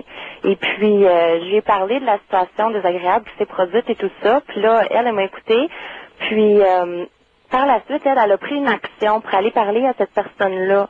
Mais je lui avais dit que si elle voulait lui parler, de ne pas m'inclure. Puis elle lui a écrit une lettre à la personne, puis mon nom figurait dans la lettre. Puis c'est par la suite, moi je suis revenue à ma mère, puis je lui ai dit, mais pourquoi tu as inclus mon nom? Je t'ai demandé de pas en parler. Puis là, elle m'a dit, par la suite, que je suis revenue avec cet élément-là. C'est comme si ça l'a cliqué, puis elle a dit, c'est vrai, tu m'as dit de t'en parler. Sur le coup, j'ai écrit la lettre, j'y ai pas pensé. Ok. Au moins, elle vous a accordé que vous lui aviez dit. Oui, puis ça Ouais. l'a vraiment touché, le fait que je suis revenue avec ça, puis je lui ai dit, écoute, moi, je me suis sentie dans un sens Quel âge a blessée. votre mère? Ma mère, elle a 50 ans. Pas fort. Hein, Marie? Pas Oui, fort, la mais, bonne femme. oui, mais docteur, c'est que quand Pas je regarde, oui, mais elle veut vraiment faire un effort pour ça, puis elle s'est rendue compte qu'elle a fait quelque chose qu'elle aurait peut-être pas dû faire, puis elle le regrette vraiment. Puis la raison pour laquelle je vous appelle, c'est que- Marie. Arrêtez tout ça, là. On est des infantillages. Alors, on est dans l'enfantillage de la bonne femme québécoise. Mhm. Alors, votre très belle relation avec votre mère, là, écoutez, votre mère, là, elle a 50 ans, puis probablement 12 ans d'âge mental, de maturité. Ah, je suis pas convaincue. C'est niaiseux, ce qu'elle a fait. C'est niaiseux, c'est puéril, c'est enfantin. C'est des enfantillages de bonne femme québécoise. Convenez au moins de ça avec moi. Non, je conviens de ça, qu'est-ce qu'elle a fait. Non, c'est vrai que c'est pas fort. C'est insignifiant. Pensez-vous qu'on fait un pays avec une gang d'insignifiantes comme ça? Bon, Non, mais là, je est-ce parle que pas de faire un pays, là. J'essaie juste de... Parce que je veux dire, elle est quand même voulante, puis elle a vraiment réalisé que ce qu'elle a fait, que ça m'avait quand même blessée. Puis, comme je vous dis, on a vraiment une belle relation, puis je veux dire, elle a pas fait ça pour mal faire. Elle a Marie, vraiment quand même fait ça pour Je bien vous faire. invite à être prudente face à votre mère. On n'est pas avec du gros calibre. Mais est-ce que Marie va devoir trouver d'autres exemples comme ça pour C'est que- renforcer oui, Pierre? Parce que ça pourrait être une votre maladresse. Votre mère a une grande gueule, mais elle ne sait pas se taire. Est-ce que vous lui aviez demandé de prendre action et d'écrire à celle qui avait été pas fine avec vous? Elle m'en avait parlé comme quoi qu'elle voulait lui parler parce que je veux dire, cette personne-là, elle a quand même fait d'autres choses. Moi, c'est un élément qui est arrivé pendant notre rencontre. Ma mère était présente lors de la rencontre. Puis envers ma mère aussi, il y a des choses désagréables qui sont arrivées envers elle.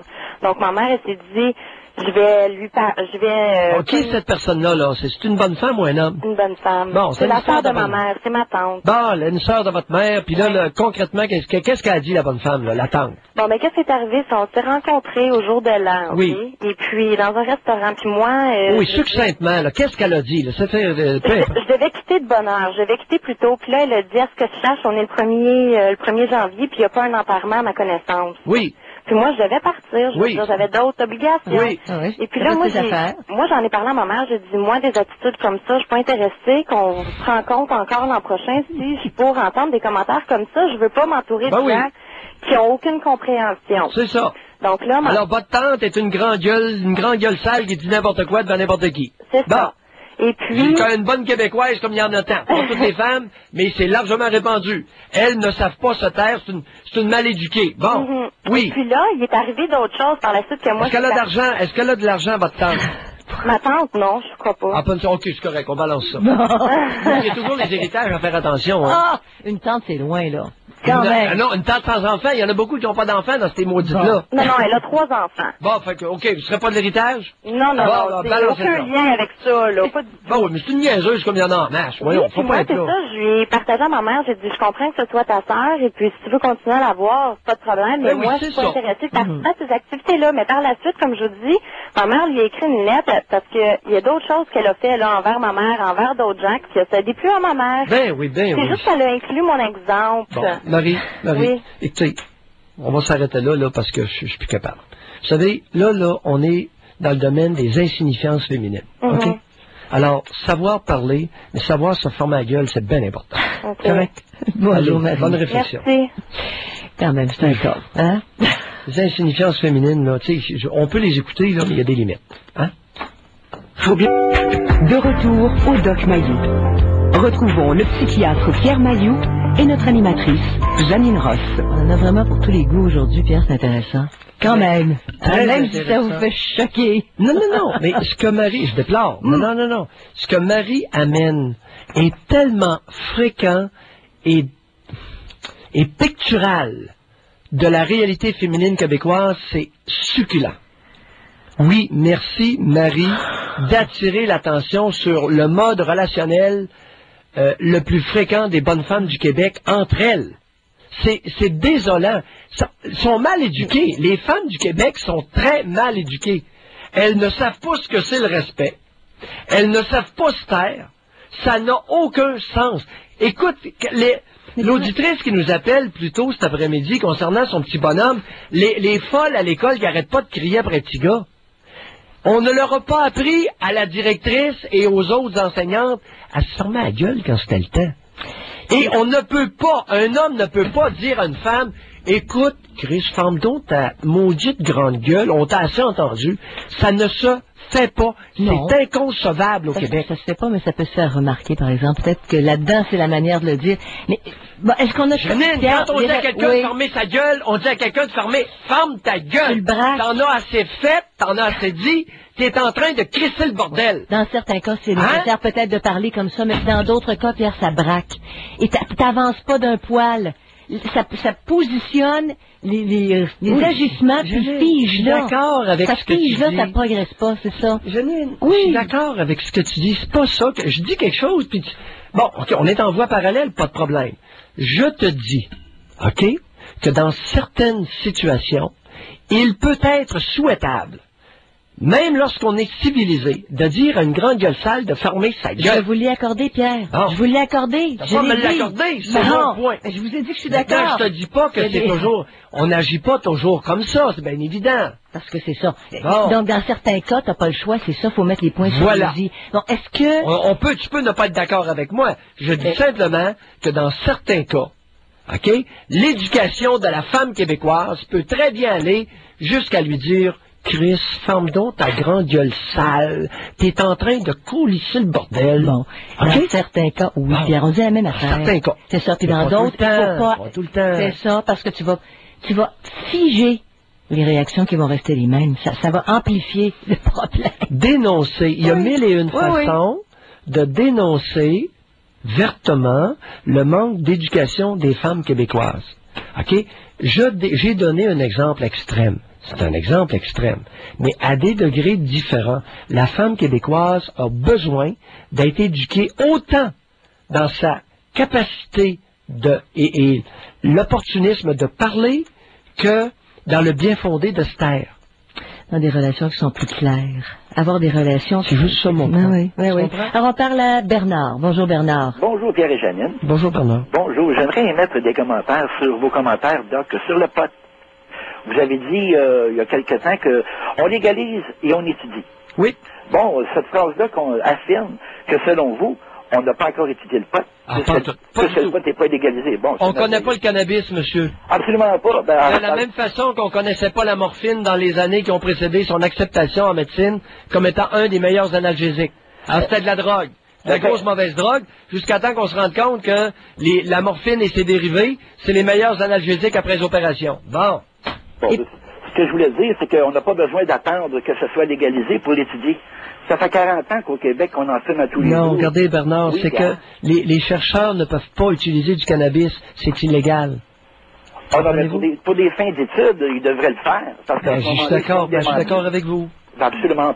Donc, vous voyez, à ce moment-là, ce qu'il faudrait dire, c'est que pourquoi donc qu'il n'y a pas d'études? C'est parce qu'il n'y a rien à dire sur le pot de grave. Parce que depuis tout ce temps-là, s'il y a eu quelque chose de grave à dire, il l'aurait pu. Regardez, non seulement, regardez Bernard, oui. c'est que si on étudiait le cannabis comme il faut, oui. peut-être qu'on pourrait lui trouver même des vertus. Ah, il y en a définitivement. Ça, bon, ben, c'est juste ça mon point. La morphine, c'est un dérivé de l'opium. Ben, oui, c'était de la maudite drogue, de la cochonnerie. Ben, les Anglais, les Britanniques ont essayé de tout intoxiquer les Shintok. Avec dans les années 1900... Oui, l'opium, juste avant qu'il les sorte. La guerre de l'opium, les années 20, 30? Oui, ben, j'imagine. La guerre de l'opium, ils se sont mis à répandre ça en Chine, puis les Chinois, monsieur, ça se droguait à l'opium, jusqu'à temps qu'on réalise que la morphine, qui est extraite de l'opium, oui. est un analgésique extraordinaire. Absolument, absolument. Pour la fibromyalgie, là, puis les gens qui souffrent de sida, on utilise la Marie. Le cannabis, le principe actif. Oui, c'est ça. Oui. Enfin, je lui ai parlé aussi des fins thérapeutiques, si on a le temps un petit peu. Vous parliez justement mais autant, si on l'étudiait légalement, autant pour découvrir les effets négatifs sur le cerveau et le comportement humain que les effets bénéfiques. Oui, absolument, absolument. Je suis très d'accord avec vous. Et Bernard, pourquoi ça vous interpelle? Ça colle à quoi là, dans votre vie, à vous? C'est parce que le sujet est tellement galvaudé. C'est tellement mal discuté. Il y a tellement de talibans de la santé qui parlent contre le pot, qui font qu'ils donnent des mauvaises données sur le pot. Je suis pas là pour dire que le pot, c'est la panacée de tous les malheurs de la terre. Ben, moi, ce que je veux dire, c'est que ça devrait être l'égalité dans la légalité. Oui. L'égalité avec un apostrophe dans la légalité, avec ses semblables, c'est-à-dire le vin, le tabac, la bière et al. Regardez, Bernard, on le légalise au plus sacré, puis on va l'étudier, puis on verra si c'est légal de l'alcool, du vin, puis des... Regardez, à venir... Dans le temps, je vais vous donner un exemple. Okay. Dans le temps de la prohibition. C'était dans mes notes. OK, dans le temps de la prohibition, l'alcool, pour l'Église catholique, c'était un vice épouvantable. C'était l'antéchrist. L'antéchrist. Hein? Absolument. Puis là, depuis 3 ans, on nous dit, dans le vin, il y a des antioxydants, puis un verre ou deux, assez souvent, c'est pas mauvais, puis c'est même bon pour la santé, puis ça vous décrasse le vin rouge, Mais c'est maintenant mais c'est contrôlé, par exemple, le pourcentage d'alcool, alors que quand c'était fait, comment on appelait ça, de la robine? La bagosse. Oui. C'est pour ça que... Je savais pas, puis il y avait des risques. Ah oui. C'est pour ça qu'on devait avoir une régie de la marijuana. La même façon que Amsterdam, on serait un genre d'Amsterdam de l'Amérique. C'est une ville qui est bien vue mondialement.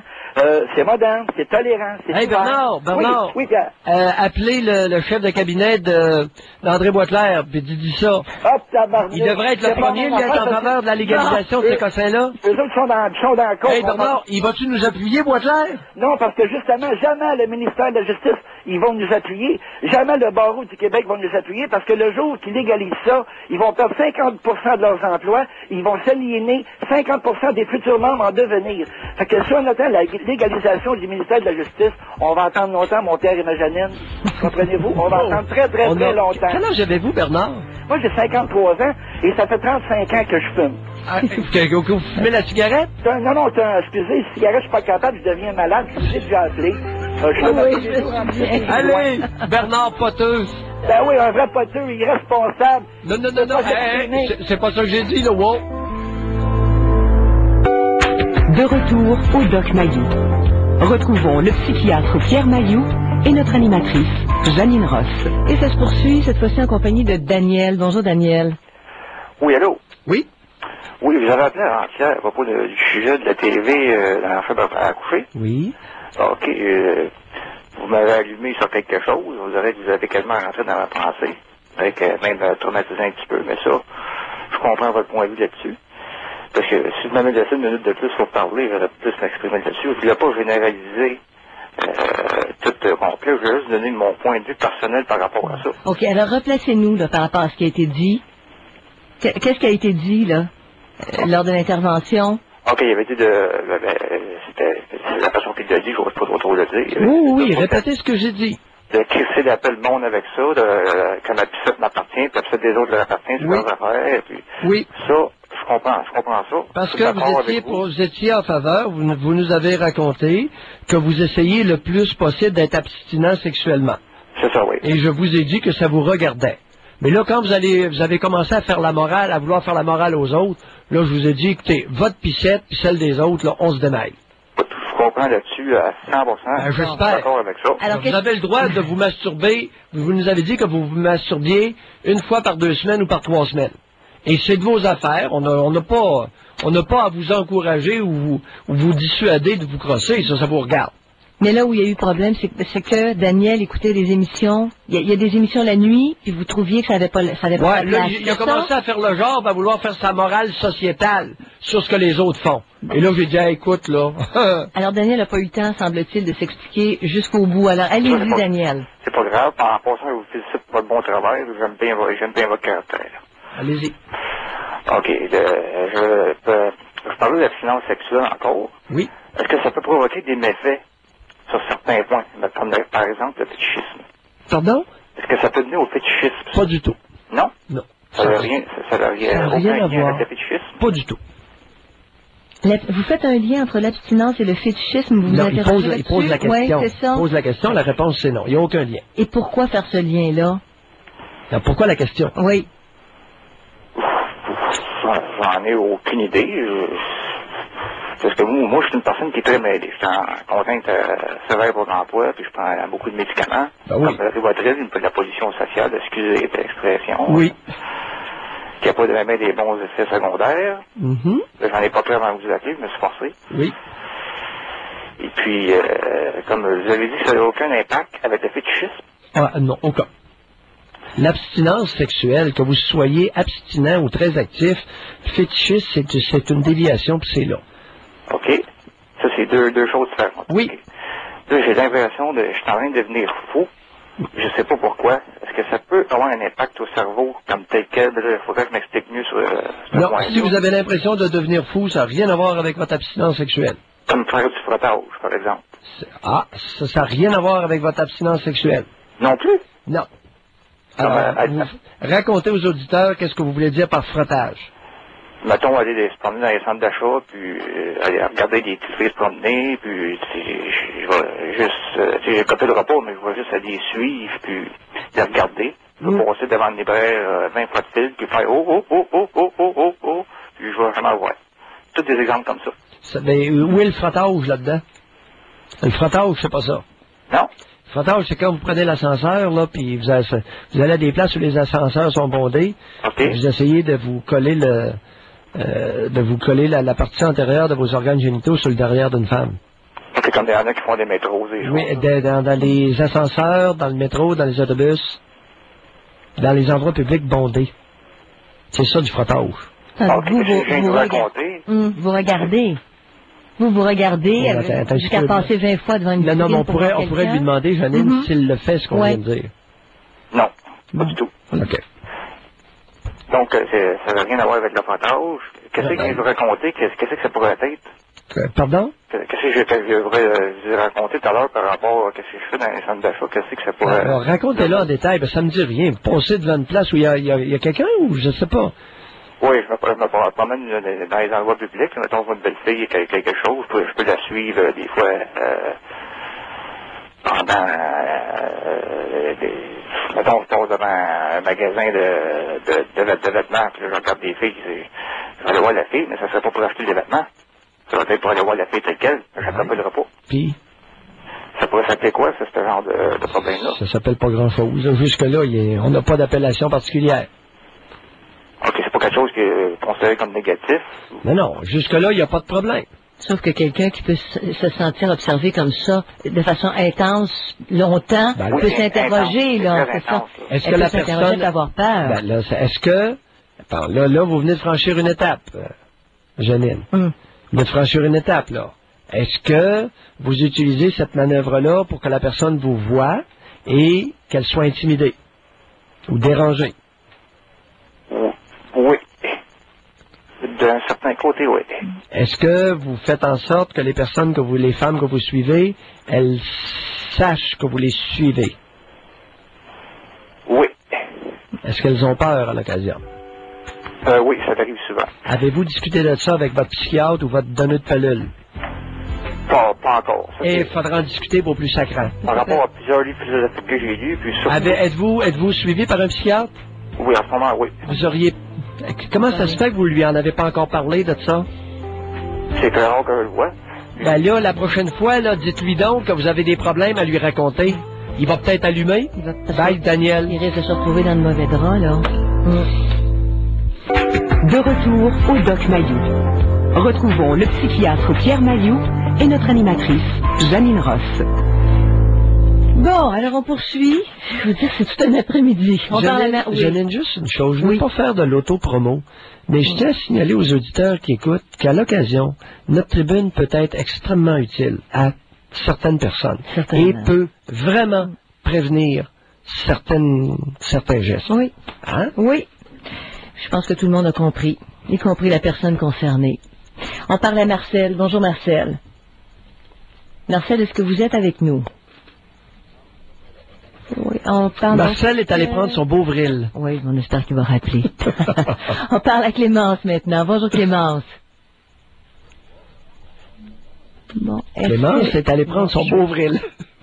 Bon, alors on va essayer, là. Attendez un petit peu. On parle... Est-ce que Robert, vous êtes là? Robert? Oui, ça fait longtemps. Robert a terminé de prendre son beau vril. Puis avant on n'en prend pas de trop. Non, je vous t'inquiète. Allez, on vous écoute, Robert. Bon, moi j'appelle à propos du sujet de mardi, la bigamie. Oui. Et puis, il y a quelque chose qui me trotte dans la tête. Allez-y. Là, j'ai vécu avec 3 femmes. Oui. Puis j'ai eu des enfants avec les 3. Oui. Mais c'est le dernier que j'aime vraiment du fond de mon cœur. Je serais prête à donner ma vie pour... Tandis que les autres, c'est comme des amis ordinaires. C'est ça que je comprends pas. Et puis, pour éclairer le sujet, j'ai vécu avec cet enfant-là jusqu'à temps qu'il ait 21 ans toute sa vie. Tandis que les autres, ça a duré 2-3 ans. C'est ça. Ça c'est à cause de tout ça. En partie, Robert. C'est pas évident. Ce serait facile pour moi de dire, ben, c'est à cause de ça, pas nécessairement. Alors, il y a des pères qui vivent... C'est un garçon, le dernier enfant? Oui. C'est un garçon. Il y a des pères qui vivent avec leurs enfants et qui les rejettent à 18 ans ou qui leur font la vie dure. On a eu des appels là-dessus cet après-midi. Alors, je ne sais pas. Racontez-nous, parlez-nous de cet enfant-là. C'est à vous écouter qu'on va peut-être comprendre quelque chose. Ben, quand il était adolescent, il était aguissable. Il était aguissable, c'était bien épouvantable. Il exigeait tout. Puis je lui donnais, mais à contre-cœur. Mais là, depuis qu'il est parti de la maison, il a complètement changé. Et puis, il me parle, il est poli, puis enfin, je sais pas trop quoi c'est dire de plus. Pourtant, les autres sont fins aussi.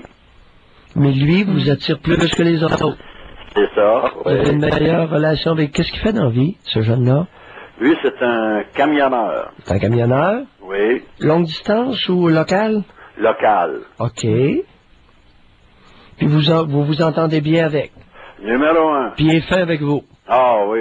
Bon, ben écoutez, c'est réciproque. Vous savez, Robert, il n'y a rien comme les relations réciproques pour être agréables et durer. Mais comment ça se fait que les autres ne m'attirent pas autant? Parce que... Ils sont moins fins? Il n'y en a pas de réponse à ça, Robert. Ils sont fins. Non, ils sont fins, les autres. Ils sont fins aussi. Oui. Il y a moins Vous savez, on appelle ça... Oui. Et pour mettre un autre mot sur les atomes crochus de Janine, là, on appelle ça de la compatibilité entre caractères. Ça vient de Mayou, mais ça va être officialisé dans quelques années. Ben, on en parle dans les relations amoureuses, la compatibilité, puis l'incompatibilité, ça vient de l'allure. Oui, alors la compatibilité de même personnalité. avec les enfants. Est-ce que c'est des garçons? C'est 2 autres garçons? C'est 3 filles, 2 garçons.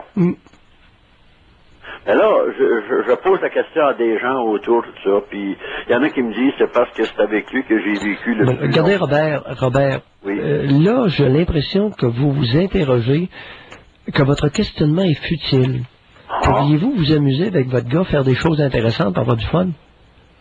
Ouais. Vous savez, se questionner sur des éléments stériles, on perd du temps précieux, mon Robert. Oui. Vous savez, réfléchir à des choses inutiles, c'est une perte de temps. Je l'accepte. OK. Je l'accepte, ça. Allez, bye. Bye. Bonjour, Robert. Bon, OK. Profitez du moment présent. Ça va bien, ça va bien. Pourquoi ça va bien? Ben parce que ça va bien. Il se passe quelque chose parce que ça va bien. Parce qu'il se passe quelque chose quand tu rencontres celui-là en particulier. Questionnement, Oui, là, oui. faut pas que ça... Tu sais, c'est pas synonyme de torture mentale, puis... Non, ça va bien, on en profite, on donne la claque. Puis avec les autres, est-ce qu'il peut renchérir, Non, ça a été améliorer? Eh ben, oui, mais il y a des choses, c'est comme ça, Janine. Tu comprends? À moins de pouvoir améliorer. Oui, je comprends. Quelque chose la relation n'est pas plus profonde que ça avec certains enfants. Oui, je comprends. Est-ce que dans certains cas, il y a des choses à faire? C'est peut-être un peu ça l'interrogation de fond de Robert? Peut-être, mais tu sais, des fois, là... Tu sais, c'est comme la lettre, la femme, la bonne femme, tantôt, qui écrit une lettre à sa sœur. Hey, arrête. À un moment donné, le jugement, c'est ça. Jauger et juger. Jauger une situation, juger pour réagir. Et si tu peux pas ajouter rien... Ça fait pas partie de la culture de la tribu, ça. Régulièrement, le monde m'appelle, mais il m'envoie des bêtises. Hé, Dr. Maillot, vous jugez le monde. Espèce de gnochon. La nature nous a dotés d'une capacité de jauger et de juger. On en profite.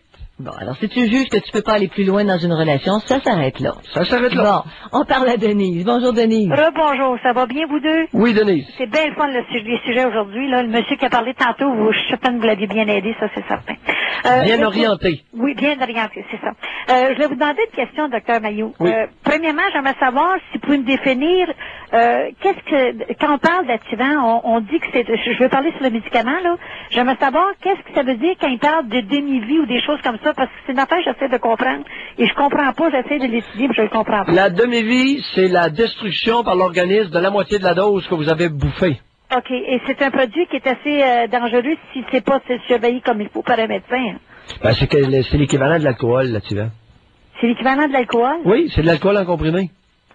Ah, OK, ça, je ne savais pas. C'est ça que je me demandais. C'est de la bagasse en comprimé. OK, mais savez-vous, c'est parce que ce produit-là, il avait été banni par Santé Canada en 98.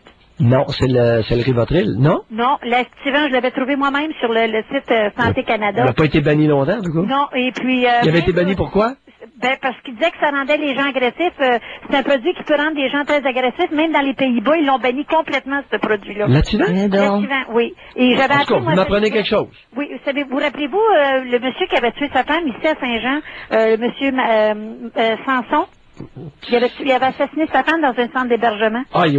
Ça fait pas longtemps, là. Ça fait quelques mois. Ça fait quelques années, ça. C'est la deuxième année. Il est allé la tuer. Il est allé la tuer dans un centre d'hébergement. C'est ça. Et dans le temps, moi, j'avais suivi à la cour du début à la fin, OK? Oui. Et puis, il y avait justement pas le juge, mais le procureur avait parlé que ce monsieur-là était sur l'activant. Il prenait de l'activant. Oui. Et puis, moi, quand j'avais entendu parler de ça, sur l'heure du midi, on avait ça parce que ça commençait à 2h30. Je voulais en savoir plus. J'avais été à une pharmacie. On m'a donné le numéro de téléphone aux États-Unis je voulais avoir tous les détails sur l'activant. Oui. Et elle m'avait donné un 800. J'appelle là-bas. Puis c'est là que le gars me dit, mais madame, il dit, je comprends pas. Il dit, au Canada, c'est béni depuis 98 qui n'ont pas le droit de vendre d'activant. Non. Oui, c'est vrai, monsieur. C'est en ça que j'étais sur Santé Canada. Et c'est là que je l'ai vu. Mais tous les pharmaciens à qui j'ai parlé, ils n'ont jamais reçu d'avis comme ça. Et quand moi j'ai appelé Santé Canada pour savoir comment ça se fait que ce produit-là, il était supposé d'être banni et qu'ils le vendaient encore. Ils ont voulu savoir où j'avais trouvé ça. Je leur avais dit, puis le site a disparu, ils l'ont enlevé. Ah. Je vous jure que c'est la vérité. Est-ce qu'on peut retirer et remettre Pierre en service? Je sais pas, je suis pas au courant de cette histoire-là. Non. Savez-vous, il y avait tout banni, sauf un. Il avait oublié le 0.02, je crois, milligrammes. Mais toutes les autres, ils les avaient enlevés parce qu'il y en a qui étaient par injection, c'était trop risqué. Même, j'ai étudié plus davantage, j'avais été sur Internet et j'avais vu que... Denise, là, regardez, l'activant est utilisé encore dans le sevrage chez les alcooliques qui sont exposés à faire un délirium tremens. Alors, pour sevrer un alcoolique, on lui donne de l'activant parce qu'il est moins tannant. Tu sais, on sève graduellement. OK. Tu sais, quand on sève un alcoolique qui boit beaucoup, là, on lui donne de l'activant, puis là, on diminue la dose sur une couple de semaines, quelques semaines. OK, mais moi, il y a une dame qui m'a dit qu'on y avait donné ça, elle avait le cancer du sein, puis il avait donné ça pour empêcher des vomissements.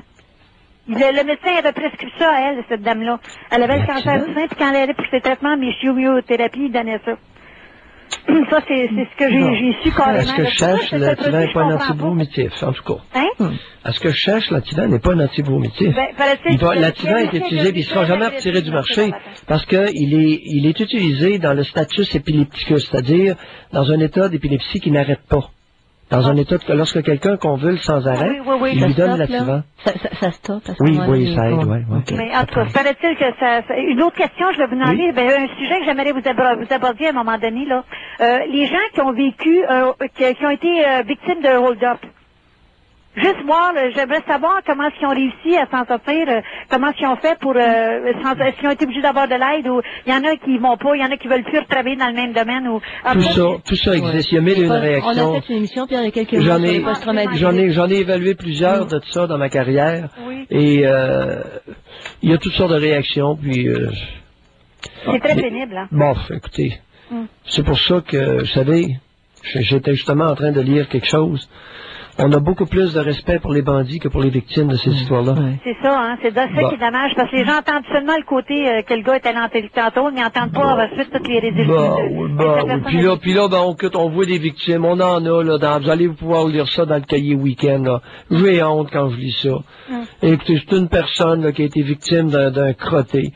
Et puis elle aime bien aller donner des conférences dans les centres de détention pour jeunes. Par contre, elle a énormément de difficultés à rencontrer des victimes d'agression. C'est ça, non, mais il faut comprendre les deux côtés, il faut voir les deux côtés de la médaille, mais si les gens savaient... Vous savez, c'est la sympathie des femmes pour les bandits, moi, qui m'interpelle, que je ne comprends pas. Il va falloir que quelqu'un m'explique comment ça se fait que les bonnes femmes sont à quatre pattes devant les bandits. Il y en a qui s'en poussent aussi, Pierre. Il y en a qui ont le réflexe de pas vite puis pas fort. Je te dis que dans les prisons, les bandits ne sèchent pas souvent. Tu peux pas changer quelqu'un. Tu peux donner ton idée, mais la personne, ça veut pas changer, elle a rien à faire, elle changera pas, ça veut pas changer. Ça, c'est bye, Denise. OK, faites attention à vous. Merci beaucoup. Bye. Au revoir, Denise. On peut voir un ciel nuageux ce soir. Oui, certainement. Rénal de Chicoutimi, je suis un professeur d'université retraité. Pendant 33 ans, j'ai tenté d'enseigner à mes élèves qu'il faut juger des choses et des gens. Et comment en juger? Car c'était l'essentiel de ma mission. En dépit du discours officiel féminisé qui dit au Québec, faut pas juger. Bon. Et le jugement, Pierre, on n'est pas avec ça. On peut apprendre. Oui. Non, le jugement, on peut apprendre. Quand c'est un professeur tu n'es pas avec un bon jugement, c'est à la suite d'expérience, puis... C'est pas clair. Un prof, très bon questionnement, Jeannette. Mais au moins favoriser un bon jugement. Ne pas le défendre, au moins. Alors, c'est ça que Rénal dit. Oui. Les niaiseuses qui défendent là, de juger des gens et des situations. Hey, allô? C'est parce que tu te retrouves avec des personnes... Histoire de bonne femme. On parle à Marcel. Marcel qui était disparu, qui réapparaît. Bonjour, Marcel. Allô? Oui. Bonjour, Marcel. Ça va bien? Alors, on a terminé de prendre son Beauvril? Oui, c'est parce que mon cellulaire a coupé. Oui, okay. Allez-y, on vous écoute. Bon, je vais essayer à faire ça vite, docteur, puis Mme Janine, là. Moi, j'ai 65 ans. Oui. Je suis marié en seconde noce. Oui. Et j'ai un garçon qui est marié depuis 20 ans. Oui. Puis depuis que je suis marié avec cette dame-là, les premiers 5-6 ans, j'ai toujours enduré ma belle-fille qui envoyait des niaiseries à ma femme. Là, 4 ans, j'ai été la voir, puis je lui ai dit que je pensais, puis il qu'elle arrête. Oui. Elle m'a dit, restez chez vous, ça vient en Canadien français de chez là. Oui. Fait que là, depuis ce temps-là, ben, mon garçon, pour le voir, il faut toujours que je l'appelle. C'est ça. Fait que je suis mieux de plus l'appeler puis de l'oublier. Non, pas votre fils. Non, vous continuez tout simplement. Parce que vous avez dit à votre bru de fermer sa gueule? C'est une grande gueule sale? Oui. Ben oui, vous y avez dit, c'est correct. Alors, votre fils, s'il veut vous visiter, ben vous l'appelez, puis vous convenez de vous arranger vos affaires. Il est venu me voir une fois dans 4 ans avec sa fille. Ben oui. Et là, il est en voyage 3 semaines. Non, il est temps qu'on se tienne debout au Québec, puis qu'on dise à certaines femmes qui ont des grandes gueules sales, ferme ta gueule. OK? C'est sûr qu'il y a un prix à payer pour ça. Mais il faut être prêt. C'est ça. Ben, je suis prêt, ça fait 4 ans. Ben comment t'habituer, là? Ben, c'est ça. Mais bon. Je me dis, est-ce que je vais toujours continuer à l'appeler pour le voir? Ben oui. Est-ce que ça l'intéresse que vous l'appeliez? Tant qu'il est réceptif, ça va. C'est ça. Réceptif, mais elle est toujours dans le portrait, puis on se voit deux fois par an. Oui, mais elle ne compte pas. Mais Pierre, il peut l'appeler de son travail. Le fils peut appeler Marcel de son travail. Oui. Bon, pour être libre de parler, puis tout ça. Si il n'est pas libre, tu peux contourner ça. Il y a un seul point. J'espère que quand vous lui avez dit de fermer sa gueule, que vous aviez raison et que c'était justifié. C'est le seul point. J'avais raison et j'avais justifié parce que c'était arrangé avec ma deuxième épouse. c'était pour être un divorce. La deuxième épouse, comme vous dites, c'est une femme avec qui vous vous entendez bien. Puis... Ouais. Je suis marié, on s'entend très bien, puis ça va très bien. OK, c'était une grande gueule sale qui essayait de pourrir votre relation entre vous et votre conjoint? Ouais. Parfait. Alors, on se tient une botte, mon Marcel, peu importe le prix. Allez, bye. Merci. Non, il y a une fierté, on n'a pas le choix, Janine. Voyons, vois-tu, si c'était pas tenu debout, dans une situation comme ça, présumons qu'il avait raison, là, et que la bru pourrissait, était une maudite grande gueule sale, mal éduquée. Ben, tu parles franchement, puis tu dis c'est ça. Ça vient de s'éteindre. On ne peut pas entretenir de relation, toi et moi. C'est ça. Point. Bon, on parle à Suzanne maintenant. Bonjour, Suzanne. Oui, bonjour à vous deux. Bonjour, Suzanne. Oui, bonjour. Je voulais apporter une précision concernant l'utilisation de l'activant. Oui.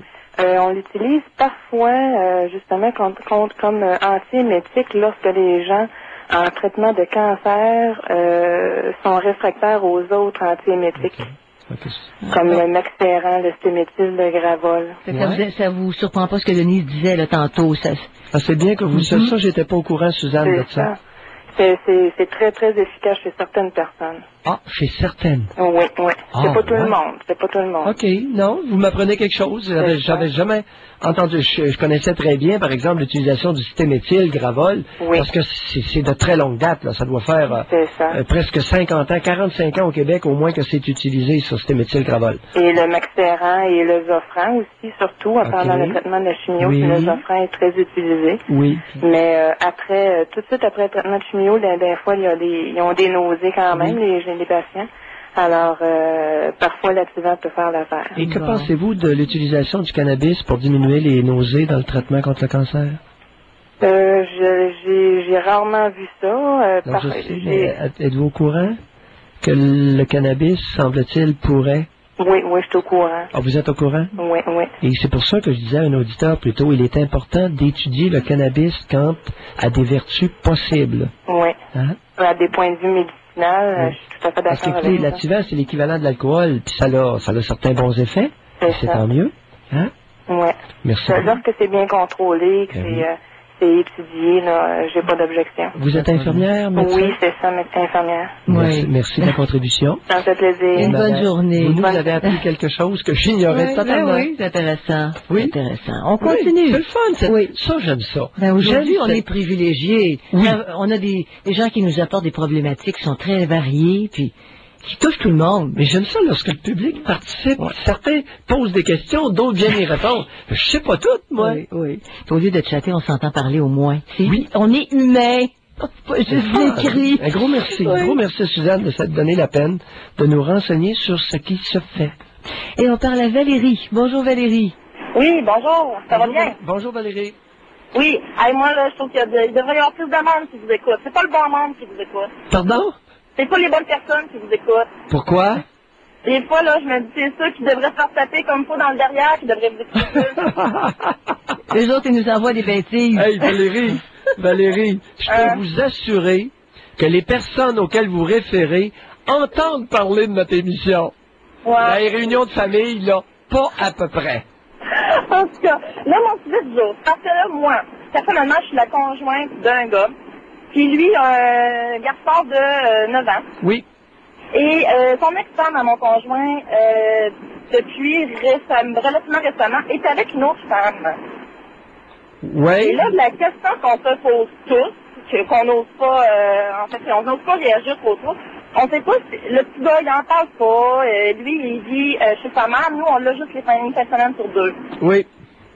Bon, est-ce que le petit gars peut être, je sais pas moi, déstabilisé dans ce contexte-là où il est tout le temps avec sa mère et qu'il est avec une autre femme? Si la mère est compétente comme mère et que sa grossesse a de l'allure, aucun problème. Aucun problème. OK. Si la mère a de l'allure et que sa gonzesse en a elle aussi, aucun problème. Ça, tu l'arrêtes le cas?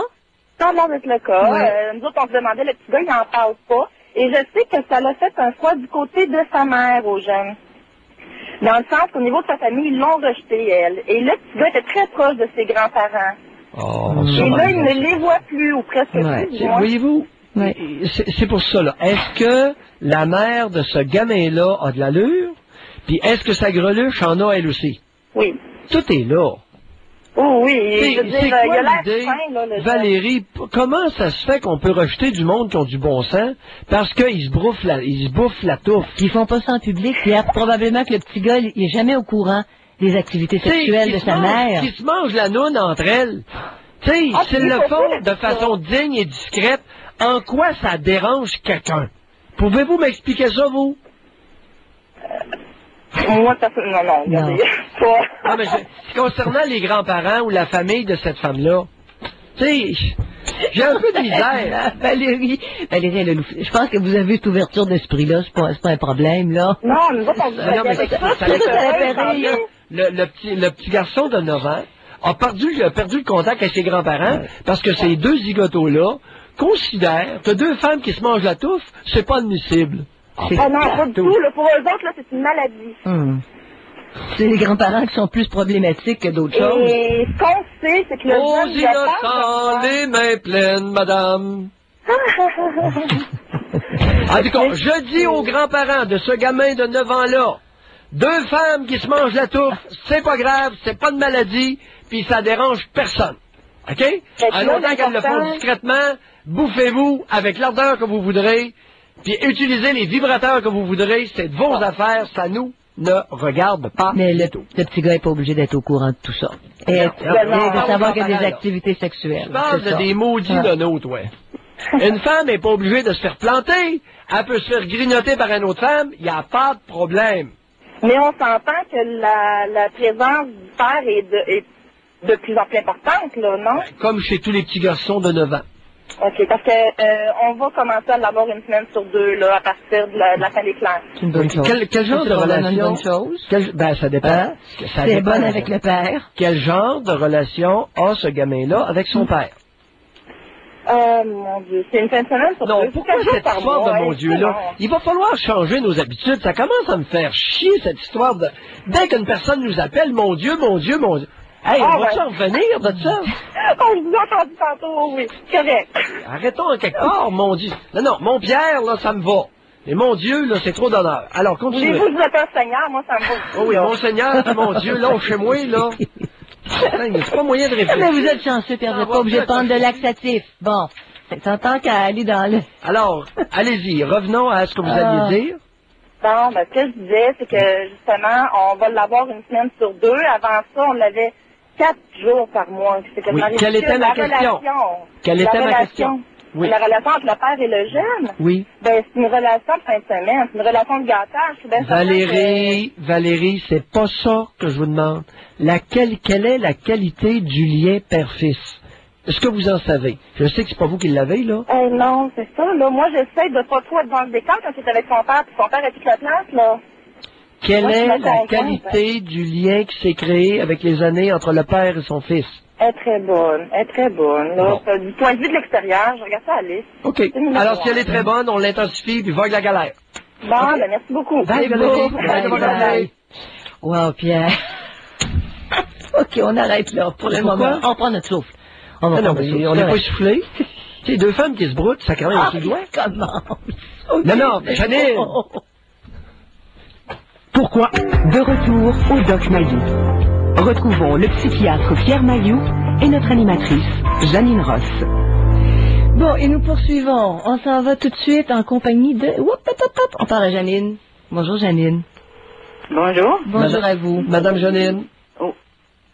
Je suis en ondes, là? Oui, yes, Madame Janine. Bonjour, docteur docteur Mayou. Oui, docteur Ross et Madame Mayou. D'abord, félicitations pour votre programme. Merci. Moi, j'ai un questionnement.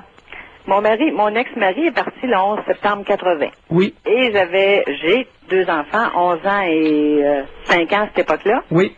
Et puis maintenant, mon fils a eu un garçon, c'est-à-dire, il est papa d'un garçon. Oui. Et puis, il parle un petit peu d'essayer de revoir son père. Mais moi, je me questionne, est-ce qu'il va avoir encore un rejet ou... Ça vous regarde pas. Ça me regarde pas. Non, on se mêle pas de ça, Janine. Ah, OK. C'est bien important. OK. Alors, je vous suggère fortement de ne pas vous immiscer dans cette histoire-là. Même si elle sait qu'il va probablement être bien déçu, c'est ça. Mes deux Janine, on ne se mêle pas de ça, pas du tout. Parce qu'il est un adulte, Pierre, c'est ça. Oui. Ah, OK. Oui. Alors, je peux lui donner le numéro de téléphone puis s'arrange avec. Oui. S'il vous a demandé le numéro de téléphone de son père? Il m'a dit qu'il aimerait ça voir son père pour lui présenter son fils. Ça vous regarde pas. Alors, je lui donne le numéro de téléphone puis c'est tout. Oui, puis pas un mot sur rien. Si vous demande votre avis, vous dites, c'est pas de mes affaires. Ah, OK. Ça me regarde pas. C'est ça, démarche à Parce lui. que toute réaction de votre part pourrait être retenue contre vous éventuellement. Remarquez qu'il les a jamais revus, là. Et peu importe. Même à ça. Ah, OK. Comprenez-vous? C'est parfait, monsieur Dr Maillot. Merci. Merci. Bonjour, Janine. Au revoir. Ouais, pour pas encore écoper. C'est ça. Janine. Oui.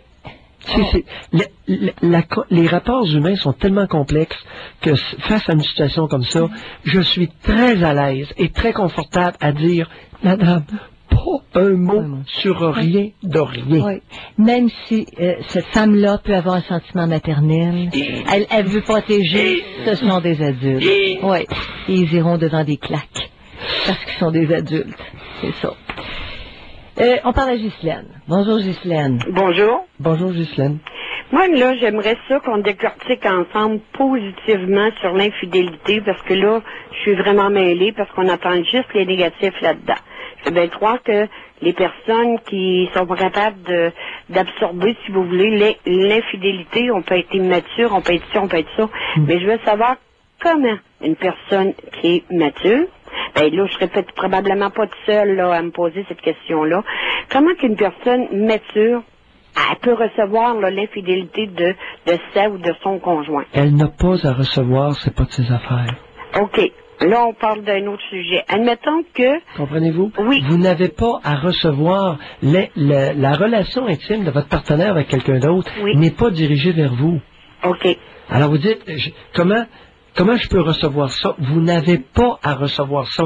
Ça vous regarde pas, cette partie-là. Bon, ce qui vous regarde, c'est la relation de cet individu-là avec vous. Ça vous regarde. OK. Maintenant... Si cette personne-là vous dénigre, si cette personne-là vous compare avec l'autre, vous insulte, oui. C'est ça.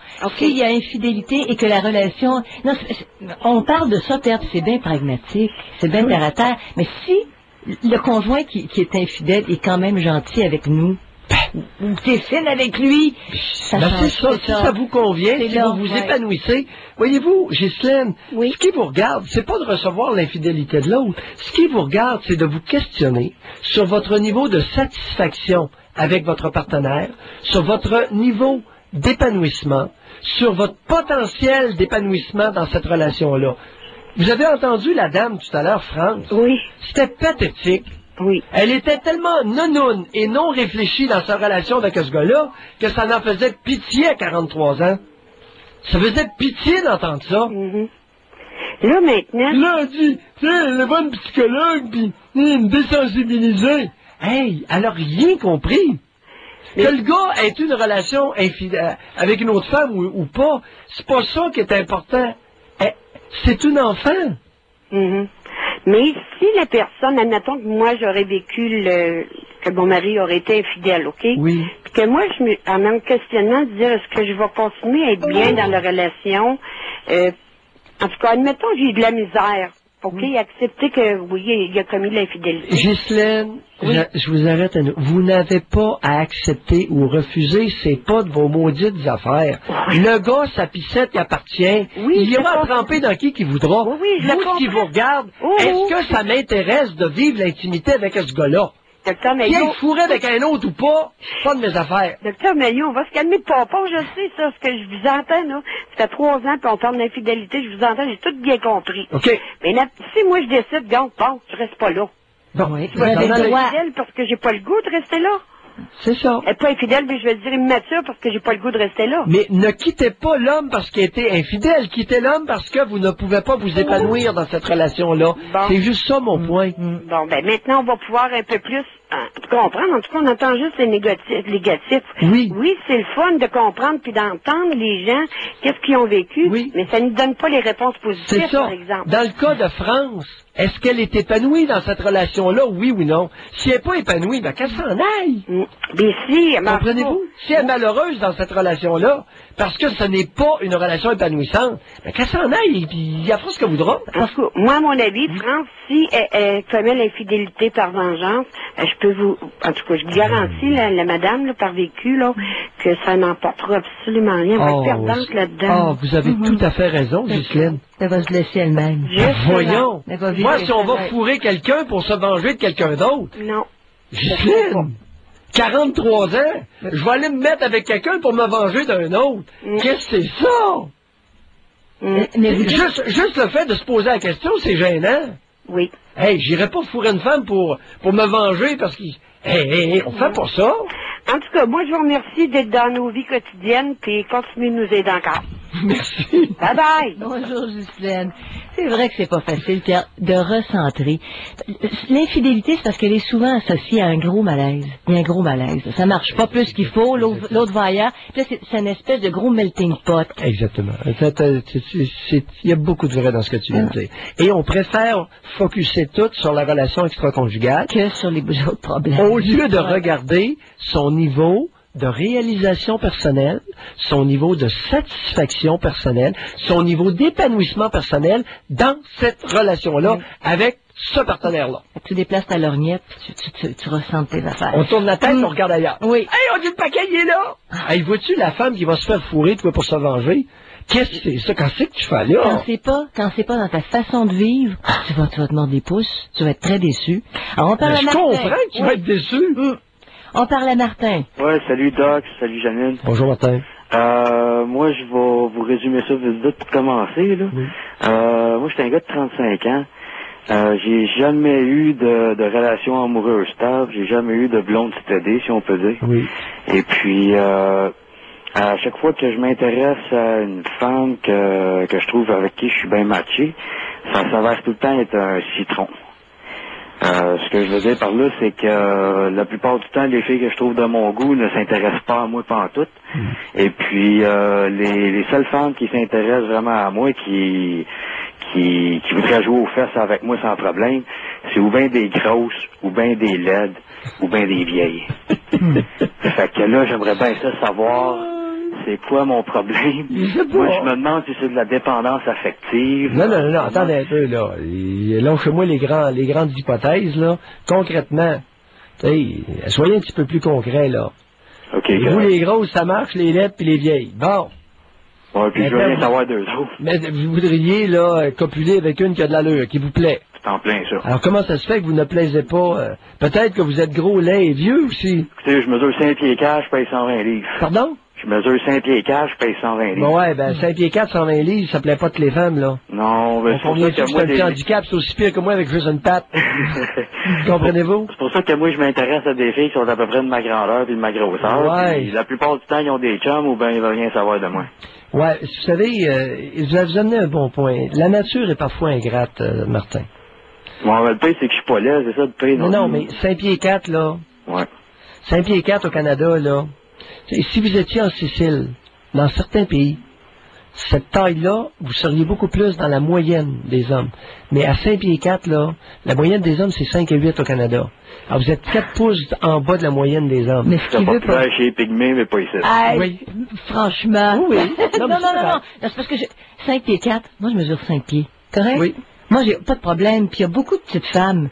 Comprenez-vous? Avez-vous une fille dans 30 ans qui est cute? Ouais, mais regardez, Martin, 5 pieds 4, Janine. Non, mais Pierre, pour moi, ce serait pas un critère. Attends un petit peu. Oui. As-tu déjà fréquenté un homme de 5 pieds 4 pouces? Oui. Ah oui? Oui. Ah ben, c'est normal. Et même 2 fois. Oh? 2 fois, j'ai vu. Oui, Martin? Oui.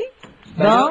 Martin? Ouais. Là, je sais pas. Allez, bye. Merci. Exactement. Persévérer. Merci. Je pensais te prendre en défaut, puis là, je me suis baisé. Non, c'était pas un critère. C'est plus grand que moi, alors c'était pas un problème. OK, en autant qu'il est plus grand que toi, 5 pieds 4, ça passe. C'est ça. OK. Il y a d'autres choses intéressantes aussi. OK, oui. C'est une belle personnalité, puis qui m'attire, puis bon. Oui, certainement. On a compris, mais... Je suis certainement pas la seule. OK. Ouais. Rien d'autre à dire. Ah, qui veut dire d'autres choses? À cause que les femmes, entre autres, là, ils prennent plus pour un petit frère qu'à d'autres choses, genre. Non, Martin, vous avez compris, Janine? Ah ouais, j'ai compris. OK, faut être patient, peut-être? Allez réfléchir. Allez, bye.